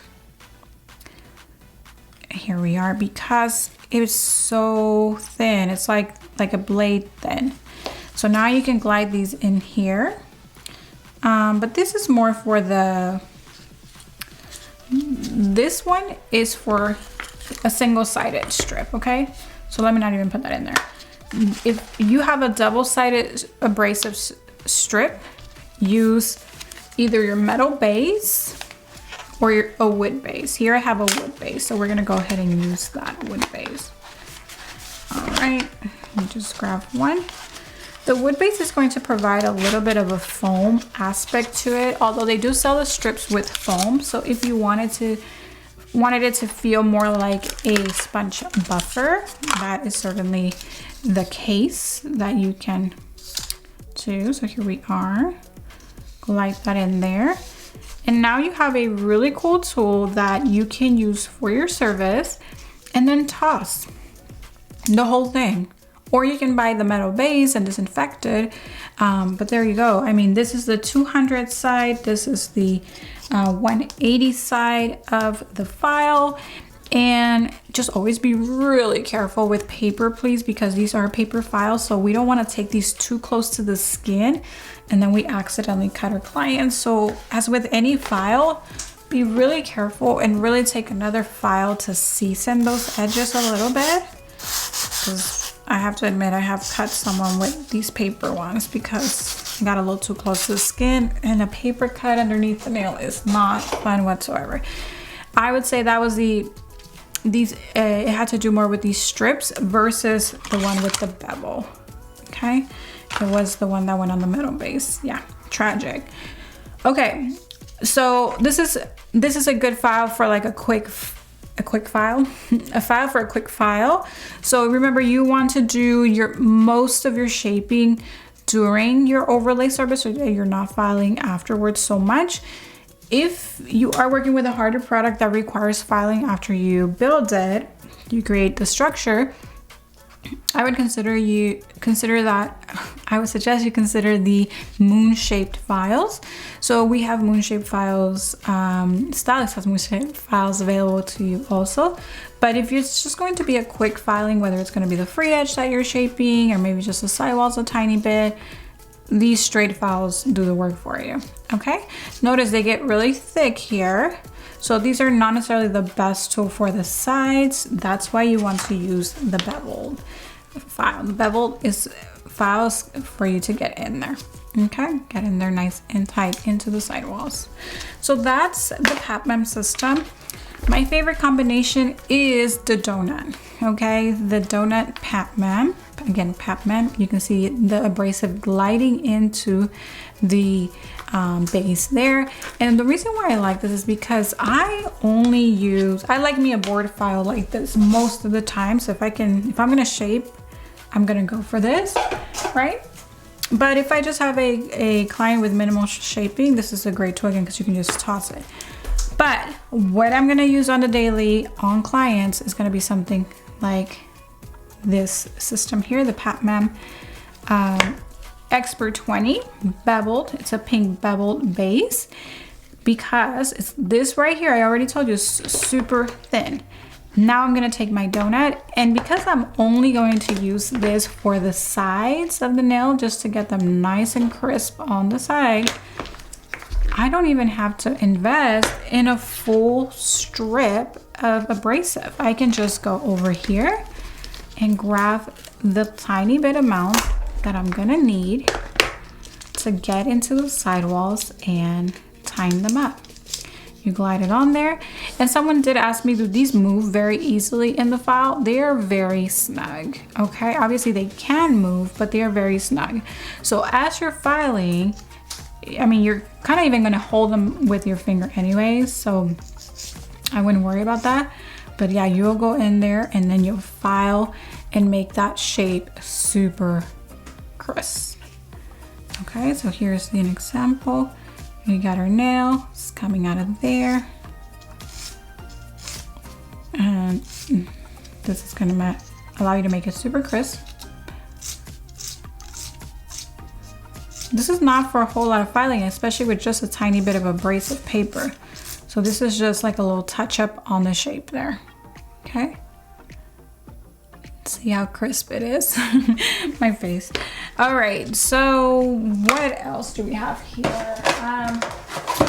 Oh yeah, more abrasives. So these bigger boxes are going to be the double-sided because the quantities are the same. So this is 25 and this is 25 strips, but this is double-sided, so obviously they get a little thicker and we need a bigger box.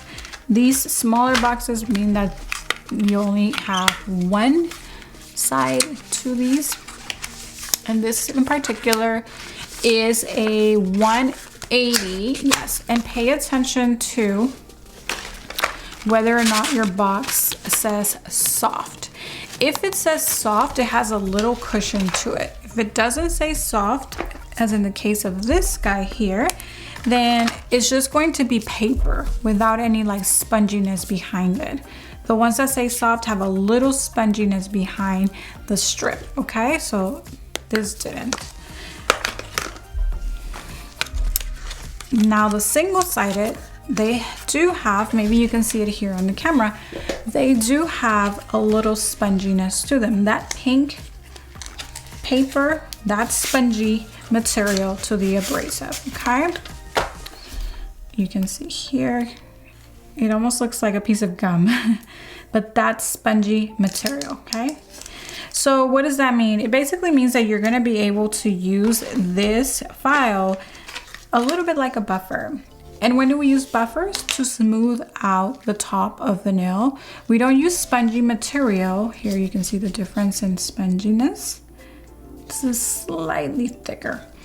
Okay, but these two have spongy material in there. That's why they say soft, okay? And when you put them in a wood palette like this one, it's also a little soft, so it kind of becomes a little bit of a buffer. So remember, if you have two sides to the strip, you're gonna use a wood pusher or the metal base. They do sell a metal base also. That's disinfectable if you don't wanna just toss these out per client. But if it's single-sided, you can go ahead and use the beveled tool. And this is going to be great. It has a little flexibility. It's sturdy. The wood is more sturdy, but comparable, I would say. Single-sided, you can use the bevel edge. It fits really nice and snug. Or you can use the metal base, any base, right? When it's single-sided, you can use any base. When it's double-sided, the only base you cannot use is the bevel, because then the other side is doing some funky business over here. Okay, and there we go. As always, I would just caution you just to have another little, maybe you can just have a strip like this that you can soften the edges, because it is paper and you could cut your client. I have, okay, so just have an extra piece of paper like that, okay? And the same thing, you're gonna go here and then you're going to straighten out that nail. Or again, it has like spongy material to it. You can go on the top of the nail. And this feels, I can tell you right now, this is like my first experience with this. It feels really nice, the way you're able to get in there and just soften up the nails, okay, or smooth out the nails. So choose whatever you need when it comes to that. It is going to take a little bit of time to make up your mind as what it is that you're looking for in a file, what you like, and what STALEKS carries. But it has certainly been a joy to work with these files, and also the fact that they're disposable. Sometimes at the end of the service, we just want to throw things away, right? And things like this are, you know, recyclable or compostable, I should say. Okay. Oh, here's the metal base. So now you get to see all three bases here and the wood base. All right. And there it's the base right there. Let me see. I thought I had you on this side. The camera. So the metal base is the Expert 20. All right, and then the same, but this one is beveled. Expert 20 also beveled. And the last thing that's a little bit more random is the brushes. So STALEKS recently released a brush collection. Brushes are a matter of what you need, not you. I mean, I can like guide you in the right direction as far as like, it feels like this, it feels like that. If you like this, if you like that, right? But brushes is something that you have to try and then figure out what works for you as the nail artist. So the one I'm most excited about is the Gel Brush 6. This way, it's got a little bit of a breathing little hole there. I'm gonna guess they are nylon. Most brushes today are synthetic nylon. Here's how you would operate them. Okay, how you break them in. They always come in with a little bit of a sealant on it. I believe it's like starch, some sort of glue, some sort of thin resin maybe, or starch. And then you just kind of tickle it off. And you grab a, you don't want to run your fingers through them too much. My hands are so dry right now, it's almost impossible to put oils on this brush. but typically you don't want to like grab your brush like this. I've seen artists grab their brush like this even when it has gel on. Do not do that. You will become allergic to your products eventually. Not today, not tomorrow, but eventually you will. So please do not do that. This is a dry brush, so I'm just tickling that residual or that residue that it comes with. And then I want to warm up my brush. Okay, let's take a look at the other one. So this is the 6. First impressions, very high quality brush. Why? I can tell it's like very thin. This is going to allow me to paint, to place product nicely where I want to because of how thin it is. I can't tell much right now, but usually with longer brushes, they are nice and flexible. So this is a number 6. And for gel application, this is usually as long as it gets as far as the bristles are concerned, a 6. Okay, this little fun guy here, it's called the Gradient Brush 7. And I must say, as much as I'm excited about this brush, because I'm sure there went a lot of craftsmanship into it to get it into production. Now that we do ombres with our sponges, like this brush is kind of obsolete. Like we don't need this brush anymore. I'll still try to do maybe a little ombre for you just so you can see how it's used.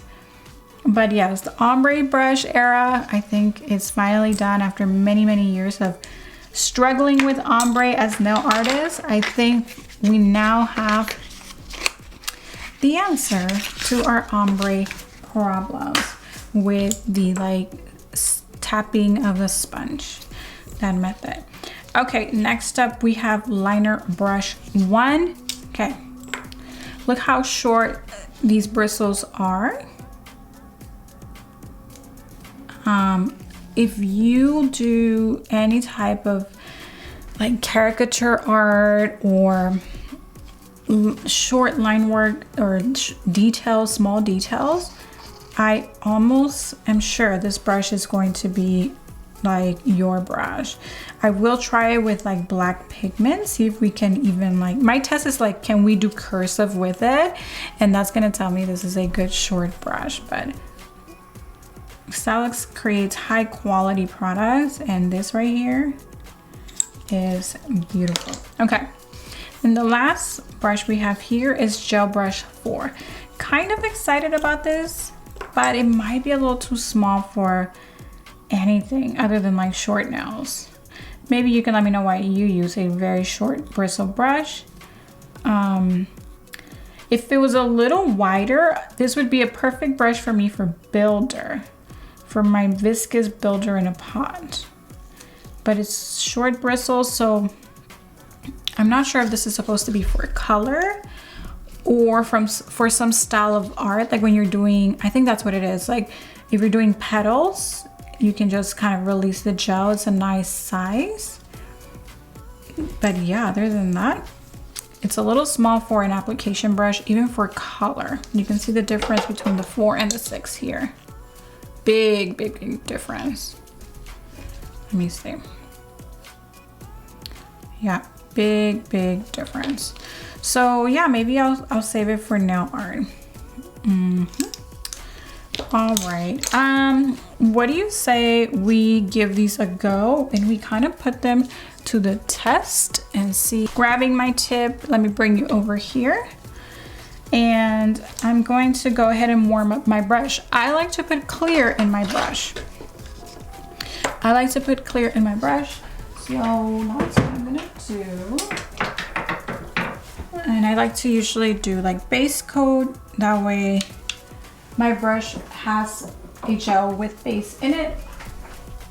And should I accidentally touch the nail with it, I'm not in trouble with like lifting, right? So I'm gonna put a little base coat there.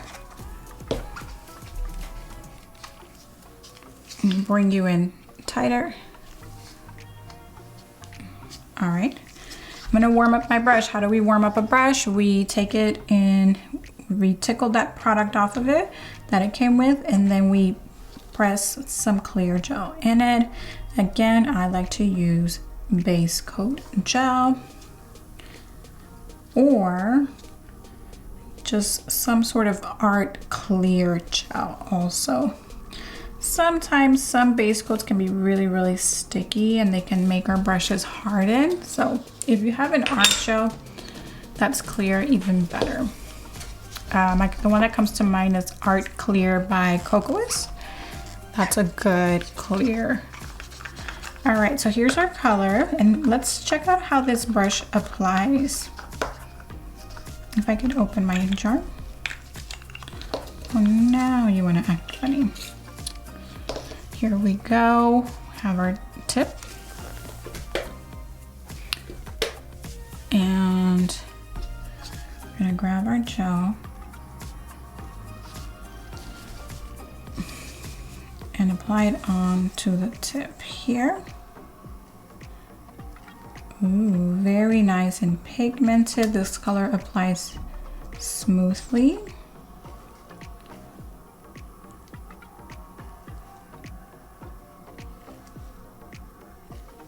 I like the brush. It is so thin. This is a keeper. I'm probably gonna use it for my potted gel colors.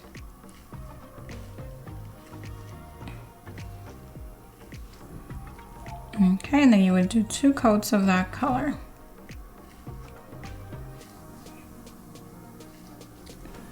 Let that self-level a little bit. Then take it for a cure. All right, while that's curing, let's break into another brush.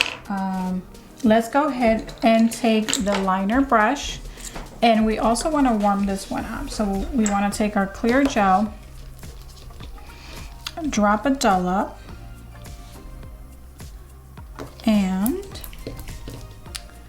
warm it up. So we tickle that residue off, and we want to work the product in there. And I'm gonna use it on my nail now. And then you're gonna take those lint-free towelettes that I mentioned to you earlier. And what's really cool is that they are lint-free, so you can just squeeze your brush in it. Very little, if any, seep out of these towelettes, just FYI. So lint-free, very little, if any, seep out. Cover that so it's not in your atmosphere, your breathing area. Here is Obsidian, which is the Ready Black. And I'm going to grab a small amount. I always like to work my gel, so if I have black here, I like to kind of work it into the bristle a little bit. And then let's see. I'm gonna write the word love. Okay. So this brush does fan out a little bit. It's not super detailed, but it's a nice brush for like, it really maneuvers well, even though it's not small detail. So like if I wanted to do a snowflake, let's see, snowflake, it's not super fine unless you just use the point, but as soon as I put pressure on it, it fans out. So this brush is going to be good for like when you're doing chrome art. I would recommend that. So if you're gonna be doing like some petals or a stem, something that doesn't have to be super dainty, that's what it's a good brush for, according to my level of nail art expertise, which I will admit it's not super high, but after 10 years in the industry, I still do know a good liner. So not a liner for like really crisp details, I would say, but if you're maybe creating a border around the line, it maneuvers very well, very nice and flexible, I will say. Let's go back to that nail that we were painting with our old money, and that's the name of the color, don't forget. And then go ahead and apply a second coat. Again, I like the way these brushes move. They're very soft. Oh yes, that second coat really finishes these colors very well. I will say in the beginning, that first coat makes you wonder, am I gonna get a good coverage with this gel? And the answer is yes, you will. Just wait for that second coat. All right, so I'm gonna go ahead and just apply some here at the edge. And honestly, like, I just have confidence because I know that my peer, I know I don't like to do this with tips, but I'm gonna go this way, was able to place in her competition with these colors. So they do have very good self-leveling properties and then high pigmentation. Beautiful. Okay, and maybe in lower light setting you can see it a little bit better too. All right, so a little deeper. Whoops, touched it.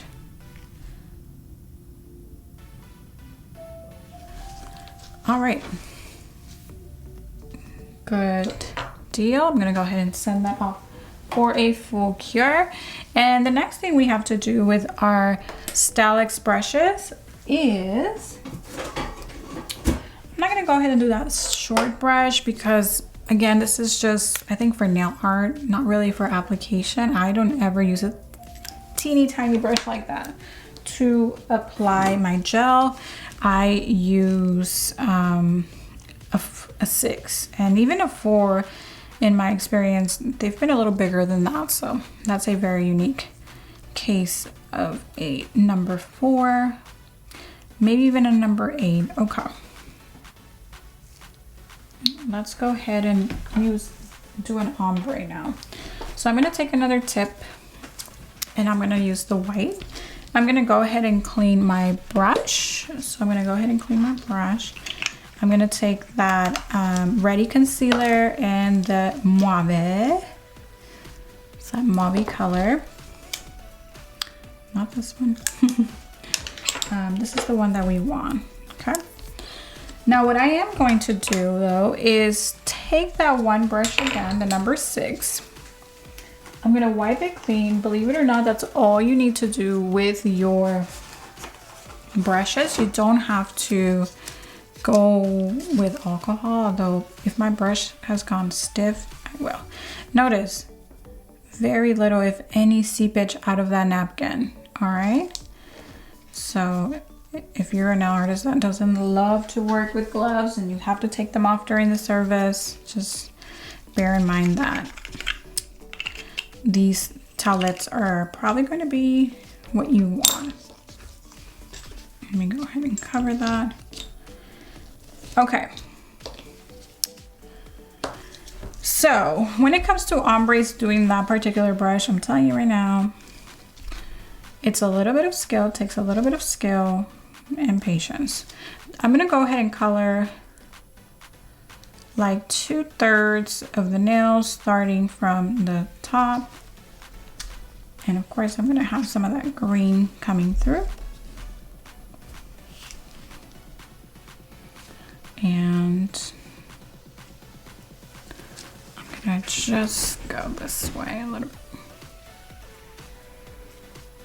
Make sure it's nice and even.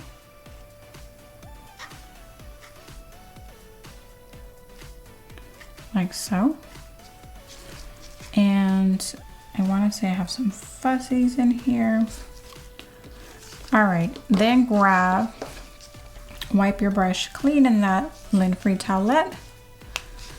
Grab the mauve color.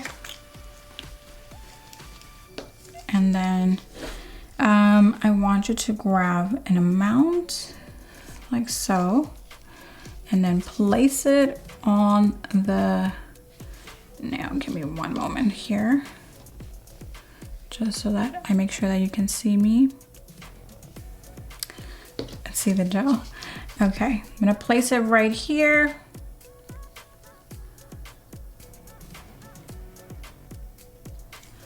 Okay, as close as possible. I might even touch a little bit. Why not? We do want to blend them anyways. Okay, so I might be doing this backwards, but I want to show you just how to use this brush. So I'm actually going to turn the nail this way. Okay, so just imagine that we did the opposite. The top of the nail had the mauve, and then the bottom free edge area had the beige. So with this brush, what you do is first we always want to take it through our clear. So let's get a little more clear in our palette to warm up this brush, like so. And we're gonna press it in there. Okay. Give it a little dry wipe. And then the goal is to take some of that gel, and this is how the old way of professionally blending nails. It was to really just kind of tickle. I like to wipe my brush in between each layer and then bring it down, because gel, the more you touch it, the more it self-levels. Wipe it and then do that again and again until you bring that color down. As you can see, this is going to take a lot of technique, and I would even say that it's best to mix the middle color on your palette. That way it's already ready to go here. Okay. And then you just keep going and going and going. I want to say this is probably going to be left now for glitters. Other much easier ombre techniques, because now that we use our sponges, like this is going to take a long time.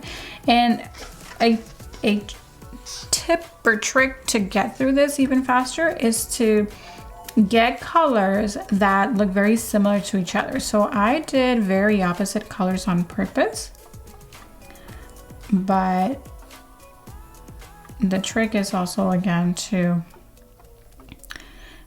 use colors that look very similar to each other. So the idea is that the gel will start self-leveling, and then that's how you would get your little ombre going on. You just keep going. Something about us nail artists, we love a challenge, so I can totally see some nail artists still kind of fiddling with this, right? Like, all right, I want to still do it the old way, and then just get an ombre.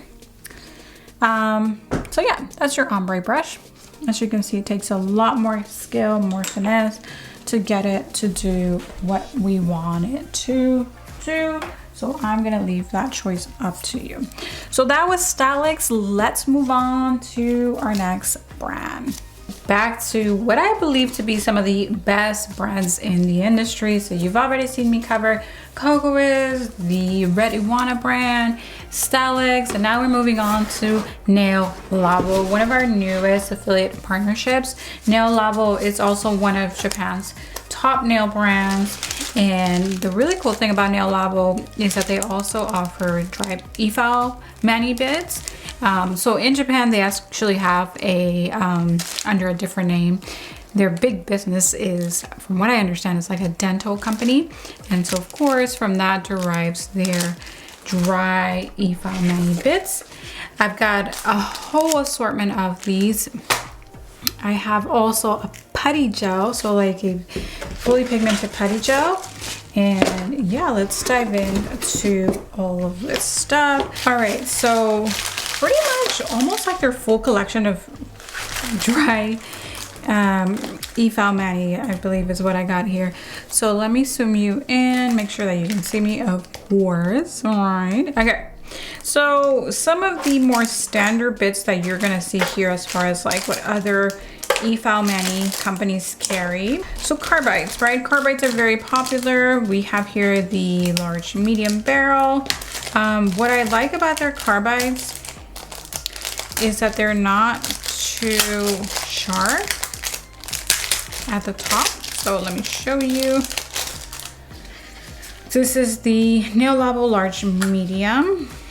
And you can see here, it's kind of tapered off, like rounded off, so that you don't just slice your client with the tool itself, right? Very soft, rounded off at the end. So it's not like a safety barrel, but I usually, I don't know, I find myself having a hard time with safety barrels. I feel like they're a little bulky. a little too round, but either way, sometimes carbides can be really sharp at the edges, and this one is not. So that's good news to all of us nail artists, especially those that are kind of new to dry manicuring. So I'm just gonna pop this back in there. And I already used this one. This is the small medium. I'm not sure why they go large and small, to be honest. I think it's a little thinner, you see, than the large one. It's more slender. Yeah, I didn't clean it. Sorry, it was just on me. Okay, what else do we have here? Something that is very unique to Nail Labo is this type of stone material E-bit, dry Efile mani bit. I just call them E-bits. I hope you understand that I mean Efile bits. And actually, when I first got my nails done by a Japanese nail artist, like 2016, I was hooked. Since then, I actually went to a Japanese nail salon and they used this one on me. And I was like, ooh, what is that? You know, like me, like the curious nail tech getting her nails done. And so, yeah, I noticed that it was by Nail Labo. And I was like, ooh, I gotta learn more about that. That's actually how I learned about Nail Labo. Which again is like the umbrella company name for Presto. Presto is their gel line, Nail Labo is like their dry mani line, as well as other things like nail art. Okay, why I started using more Nail Labo products was because of the ceramics, and they have ceramic bits that are like extra fine. For some reason they don't have a fine, they just jump into medium, which drives me nuts. But maybe because we can use these as fine, they're not that coarse. Let's see. Okay, here's another one. Smooth top coarse. So even the coarse isn't that coarse, if that makes sense. So I just love that the bits are produced in Japan, not in China.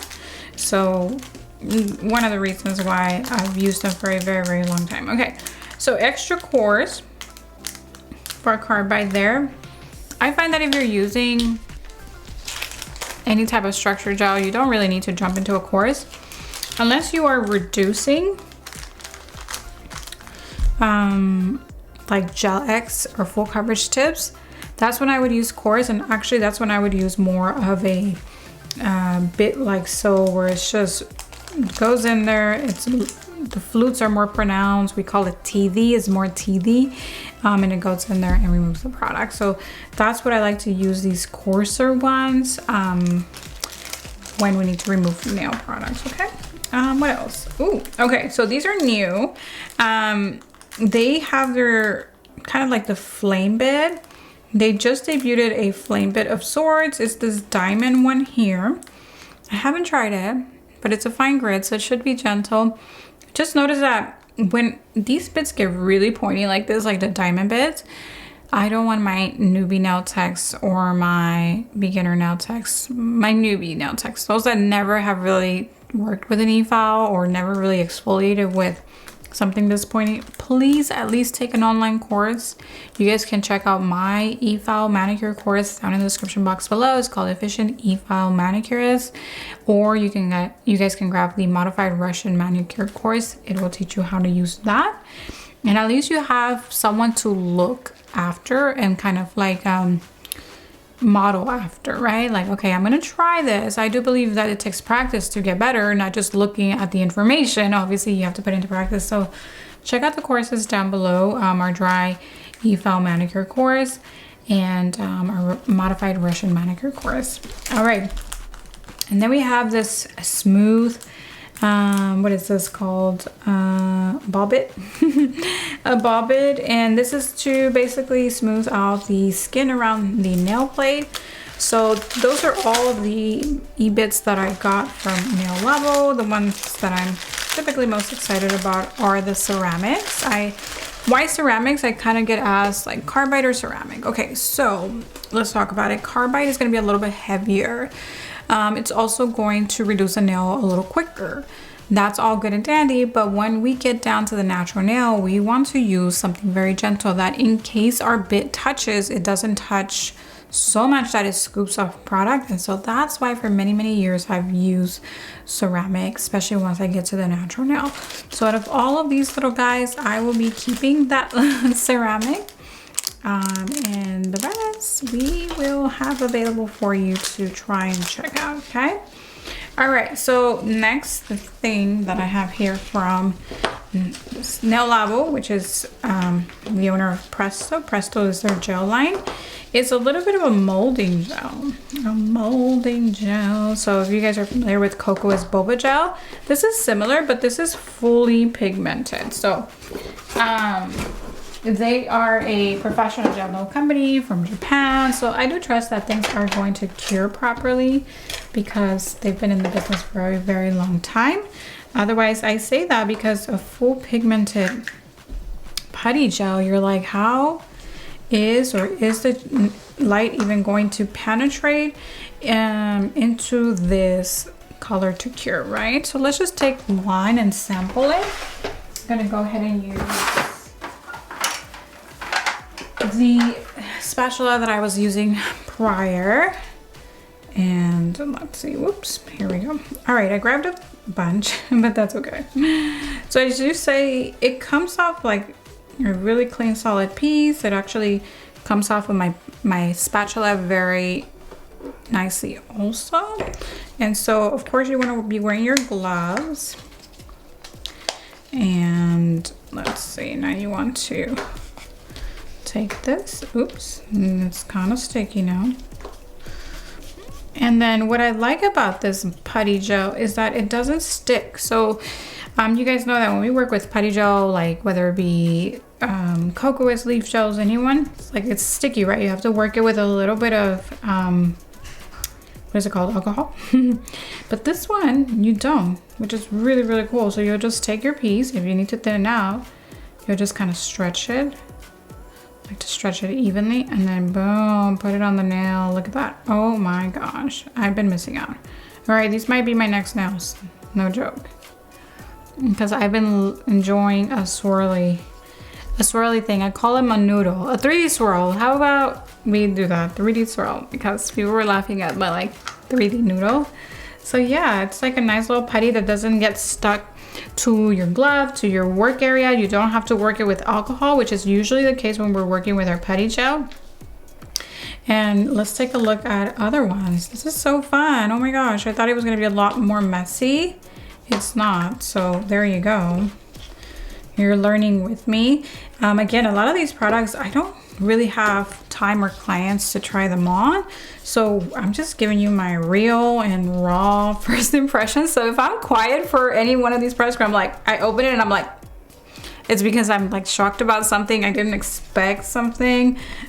So again, I'm just trying to keep things real. Oh my gosh, look at this. I thought this was gonna be a little bit more golden. You see that? But it's actually more brown. So you do want an even surface so that it is nice and even. And let's see, it's a certain thickness, but then you can always thin it out by like stretching it out and then boom, putting it on the nail. Always getting it to attach is the funky part. So, all right, like that. Looks like a snail, not a snail, a worm. All right, like an earthworm. But again, notice how it doesn't get stuck to my glove whatsoever. So a little bit of good and bad, because good, you don't have to, you know, what is it, like fiddle with it, but it's gonna be a little interesting to attach. So let's just kind of leave them open. That one looks funny. Looks like candy, like tamarind candy a little bit. Ooh, look at this one. Let's check this one out. Grab your little spatula. This spatula, maybe you guys are like, Paola, where is that? Where can I get that? I got it from Japan. If any brand would carry it, it would probably be like Zillaboo. All right. Dun, dun, dun. And you guys can always put a request for like products that you want to see. So yeah, contact your distributors and be like, hey, Paola, I saw Paola using one of these, and I would like to see it in your lineup. All right, look at this one. This one has a little bit of like confetti. I'm not sure. Let me bring it up closer to you. Give me a moment to zoom in right there. you, it's almost like the fibers, like the flocking powder. Trying to thin it out there. And then we're gonna create a squiggly, right, of sorts. Not the best squiggly, but you get it. Here we go. Look at that.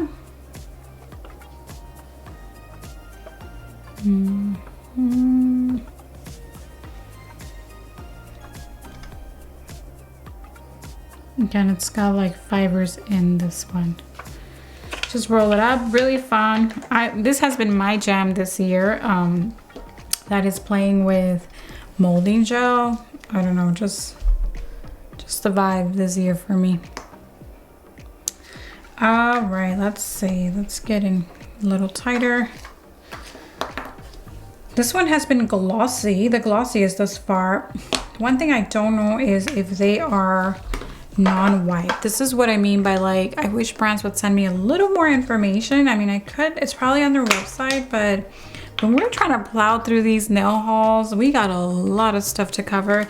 And I'm even being selective about the products that I say yes to. Like, I don't say yes to everything. I don't want everything. I don't want you to have everything. I just want you to have the best. Like, quite frankly, just the best. Give them the best, show them the best. I want to work with the best, right? All right, so this one's a little bit more muted. Give me a moment to see.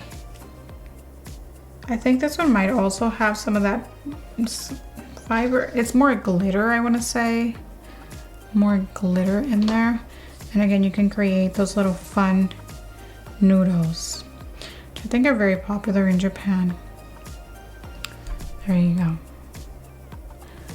It may or may not be your thing, but I just can't stop with them. One thing that's really cool about these is that they don't spill, so they stay in their pot.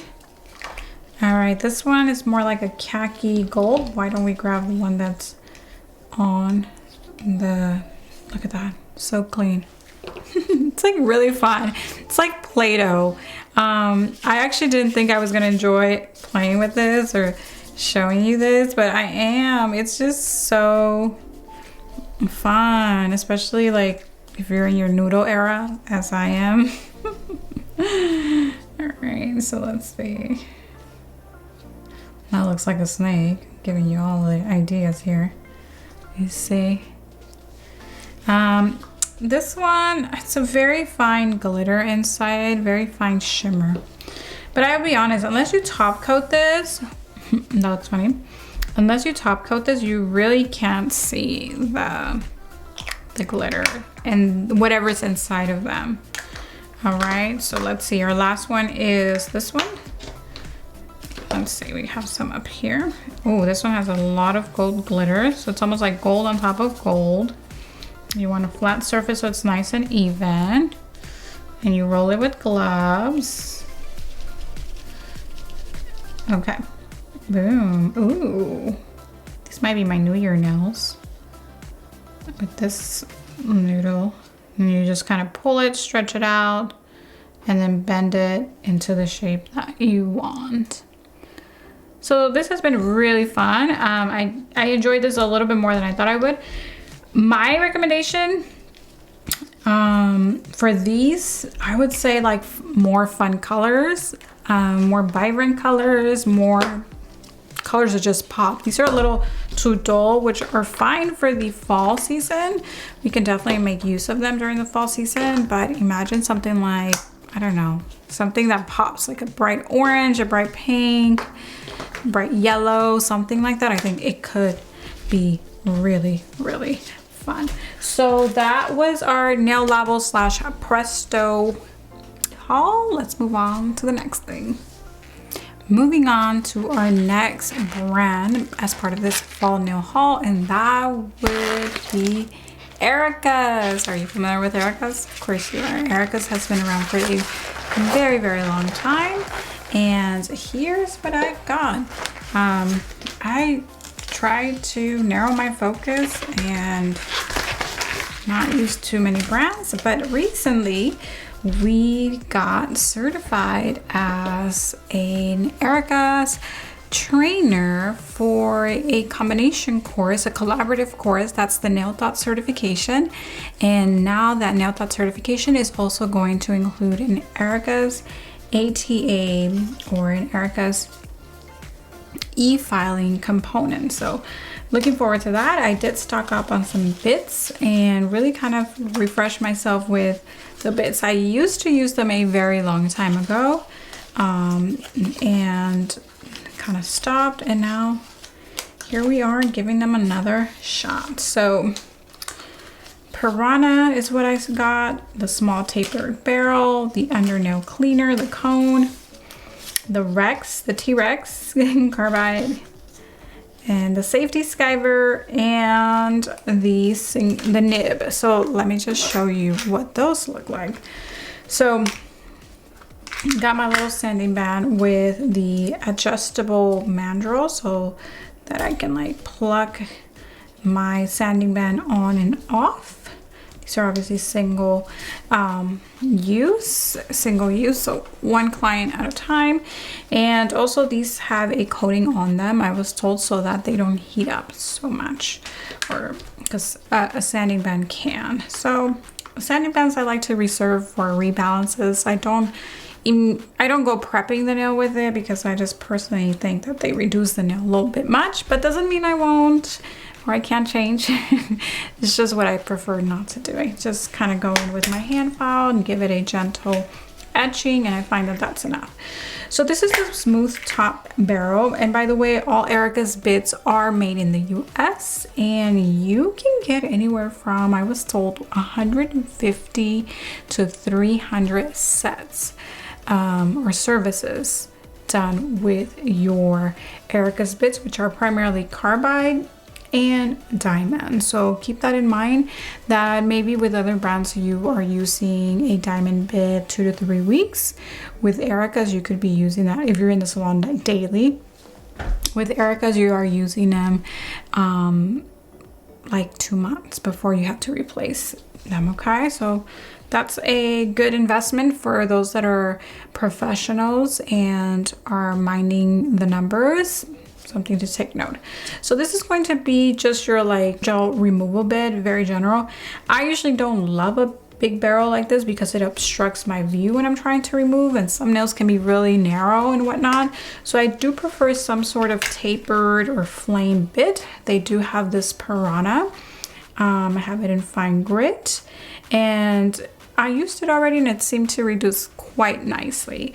I did invest in the T-Rex, and the reason for the T-Rex is because when we are working on nails that are like full coverage tips, you need the right tool for the right job in that moment. Because if you think you are going to reduce some full coverage tips with the smooth top barrel, you are going to be there for quite a while. Okay, you want to use something more teethy with flutes like this. And again, this is the T-Rex by Erica's. So I particularly chose these 2 bits for my removal as a go-to. And then this was just part of our training. So if you're interested in this collaborative certification class, it's the Nail Thoughts with Erica's class certification. I will be hosting that in the spring, April or May, just FYI. Diamond bits. So these are, again, the carbides, my diamond bits that I went for. And actually we have an under nail cleaner. So if you want to clean underneath the nail, this little thin cylinder barrel is a good option. One thing that I am going to enjoy using more, focusing on using the Erica's bits, is the fact that I don't have to go searching everywhere anymore. So much so for bits, right? Having one, all of the things that I need in one place is going to be so helpful. So these are going to be my carbide options, and these are going to be my diamond options. They don't carry, or they used to carry, a ceramic bit like this, but I'm not sure if they're going to restock on it. If they don't, then you can just grab yours from Nail Labo. They have several quality ceramic bits made in Japan. Okay, So, because you know me, I've coached you into ceramic and I'm pretty used to ceramic too. Okay, so then we got this pointed diamond bit, and I like a tool like this because for me, it's like the bigger version of a flame bit, and it's still pointy, like almost, well, not quite, but they're both pointy, right? I was gonna say the same, but not quite. And if you have more surface area, you're just gonna do the job faster. It's the way I see it. So I like a flame bit. I've trained now with multiple educators on a flame bit, but I still find myself coming back to this bigger diamond bit, triangular kind of cylinder, cone shaped, all the names, cone shaped bit because of the surface area, so it allows me to exfoliate the sidewalls of the nail, the cuticle area, and all of that. I always like a flat top barrel-ish diamond bit because when I'm doing a rebalance, this is a great tool to marry the product and the natural nail and also simultaneously prep it. Nice and flat, marry everything together. So this is king. Definitely recommend that you always have some sort of flat top barrel like that. Next, so the flame bit is here again if you're going to be doing like a Russian style mani, and then this was like my go-to when I was in the salon, just using this safety skyber bit, because you can use this up against the skin, that cuticle area, and it just cleans things very nicely and very safely. So if you're a beginner, this is the tool that you need for prepping the natural nail in your early stages with an Efile. Okay, this skyber bit is what you need. Work yourself into the pointy things, okay? Once you feel comfortable, then you can start moving into the pointy things, whether it's that one or this one. All right, and the skyber comes in a 2-pack, I think, because, you know, people just go through those a little more quick. Okay, then the nib. The nib I got to use with a student. A student actually showed me this nib, and I did like it. I thought that it was going to be too much pain in the butt because the smaller the bit, the harder, for me at least, the tighter you have to hold onto your tool, and then you kind of strain a little bit more. So that's why I like a little bit of a bigger tool while it's still pointy, right? So it doesn't really obstruct my view. I can still get in there, do all of that. But yeah, the nib is very popular, and I think it's because it allows artists to get in there and really exfoliate the cuticle area. I don't really obsess too much. I'm okay with using a skyber and pushing back that. I did that in the salon for many, many years before even starting with something pointing. So even as a professional, I didn't use something with a point. I used my skyber bit and then a smooth top diamond barrel like this. So look forward to me using a lot more of Erica's bits in my videos. Primarily, I'm gonna love the focus of it. Again, just kind of having everything that I need within one brand. And I also learned a lot about the brand and the founder herself, Erica.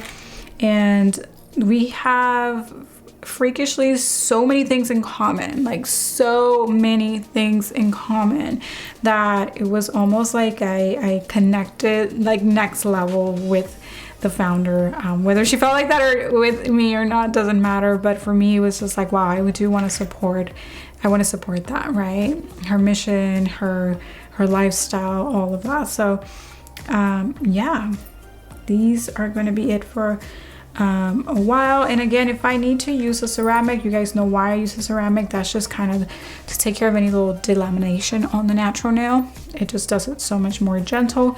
Again, they used to have a ceramic bit. I'm not sure if they've restocked as of late. And I'm also wanting to not only narrow my focus to just finally using just one particular Efile bit brand, but we also have that certification coming up. At least that's the plan in the spring. along with the nail dots course, you'll be able to get an Erica's e-filing certificate as well. So if you want to be part of that, I'll drop the waitlist to our nail dot certification. That's the only way you can certify with Erica's with me. Last but certainly not least, I was treated to the Ulka dust collector. Now, the funny story was, notice how small it is compared to my head. Where is it? Okay. Funny story is that I thought they reached out and they were like, hey, would you like to give this a try? You know, and I was like, shh. At first I was like, no, because I think they required being brand specific and I don't use the Ulka, I use something else. But then my portable anemone died. At least the portable capability of it died. And then I was like, darn. And there are other inexpensive options to buy for portables, but I don't want something that's gonna break on me like in 6 months and that. So I was like, you know what, maybe this is the right time to try Ulka. And they actually reached out again and I was like, let's do it, because now it's a perfect time. I don't have a portable dust collector, so anything I get is going to be corded. And believe it or not, like with a cordless option, like getting 4 years use out of it is acceptable, because those batteries, they're using a lot of power, a lot of energy. They can definitely degrade then, but the unit still works. It's just not portable anymore.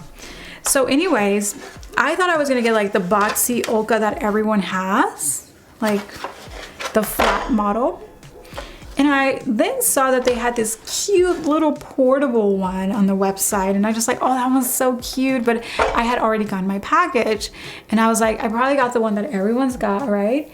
Lo and behold, it was this cute little portable one that I was looking at on the website. It's so cute. Let me just see if you guys can tell the difference between my anemone, which I truly enjoy my anemone.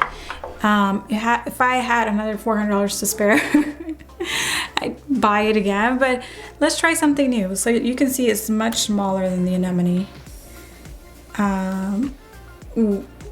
What is that? Width-wise, and it's got a little tilt, little armrest. So I was like, you know what? This is so cute. Let's just do it. Let's just give it a try. So that's what I will be using primarily, I think, unless the armrest situation kind of gets on, not on my nerves, but on my nerves.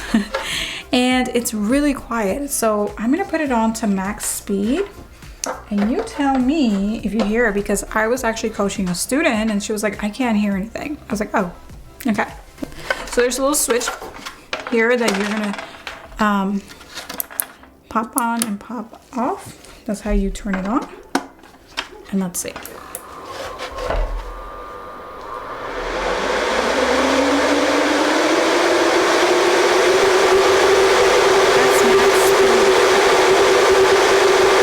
Max speed is quite loud, very loud, okay? At low speed is very, very, very low, very subtle. So I would always work at least with it on low, even if you think you're done filing all of your nails and whatnot. I'm going to show you a demo. Here we go. Let's go this way. I'm going to use the Piranha by Erica's. And I'm going to reduce my nails. Again, these need to be done. It's been like 5 weeks. And see, at 3 weeks, they would have been okay. At 4 weeks, I started getting pocket lifting. Oh, and by the way, these are hard gel. I started refreshing them already. But isn't that crazy? Yeah, if you want to take a look at what they look like. They were like the semi-hard gel, just a little harder, to be honest. Yeah, they held up well, just like my semi-hard gel. That potted semi-hard gel, Excel Builder in particular by KOKOIST. Let's turn this on and turn my Efile on. I'm not going to be at max speed on purpose, just to see how much it collects. And let's see.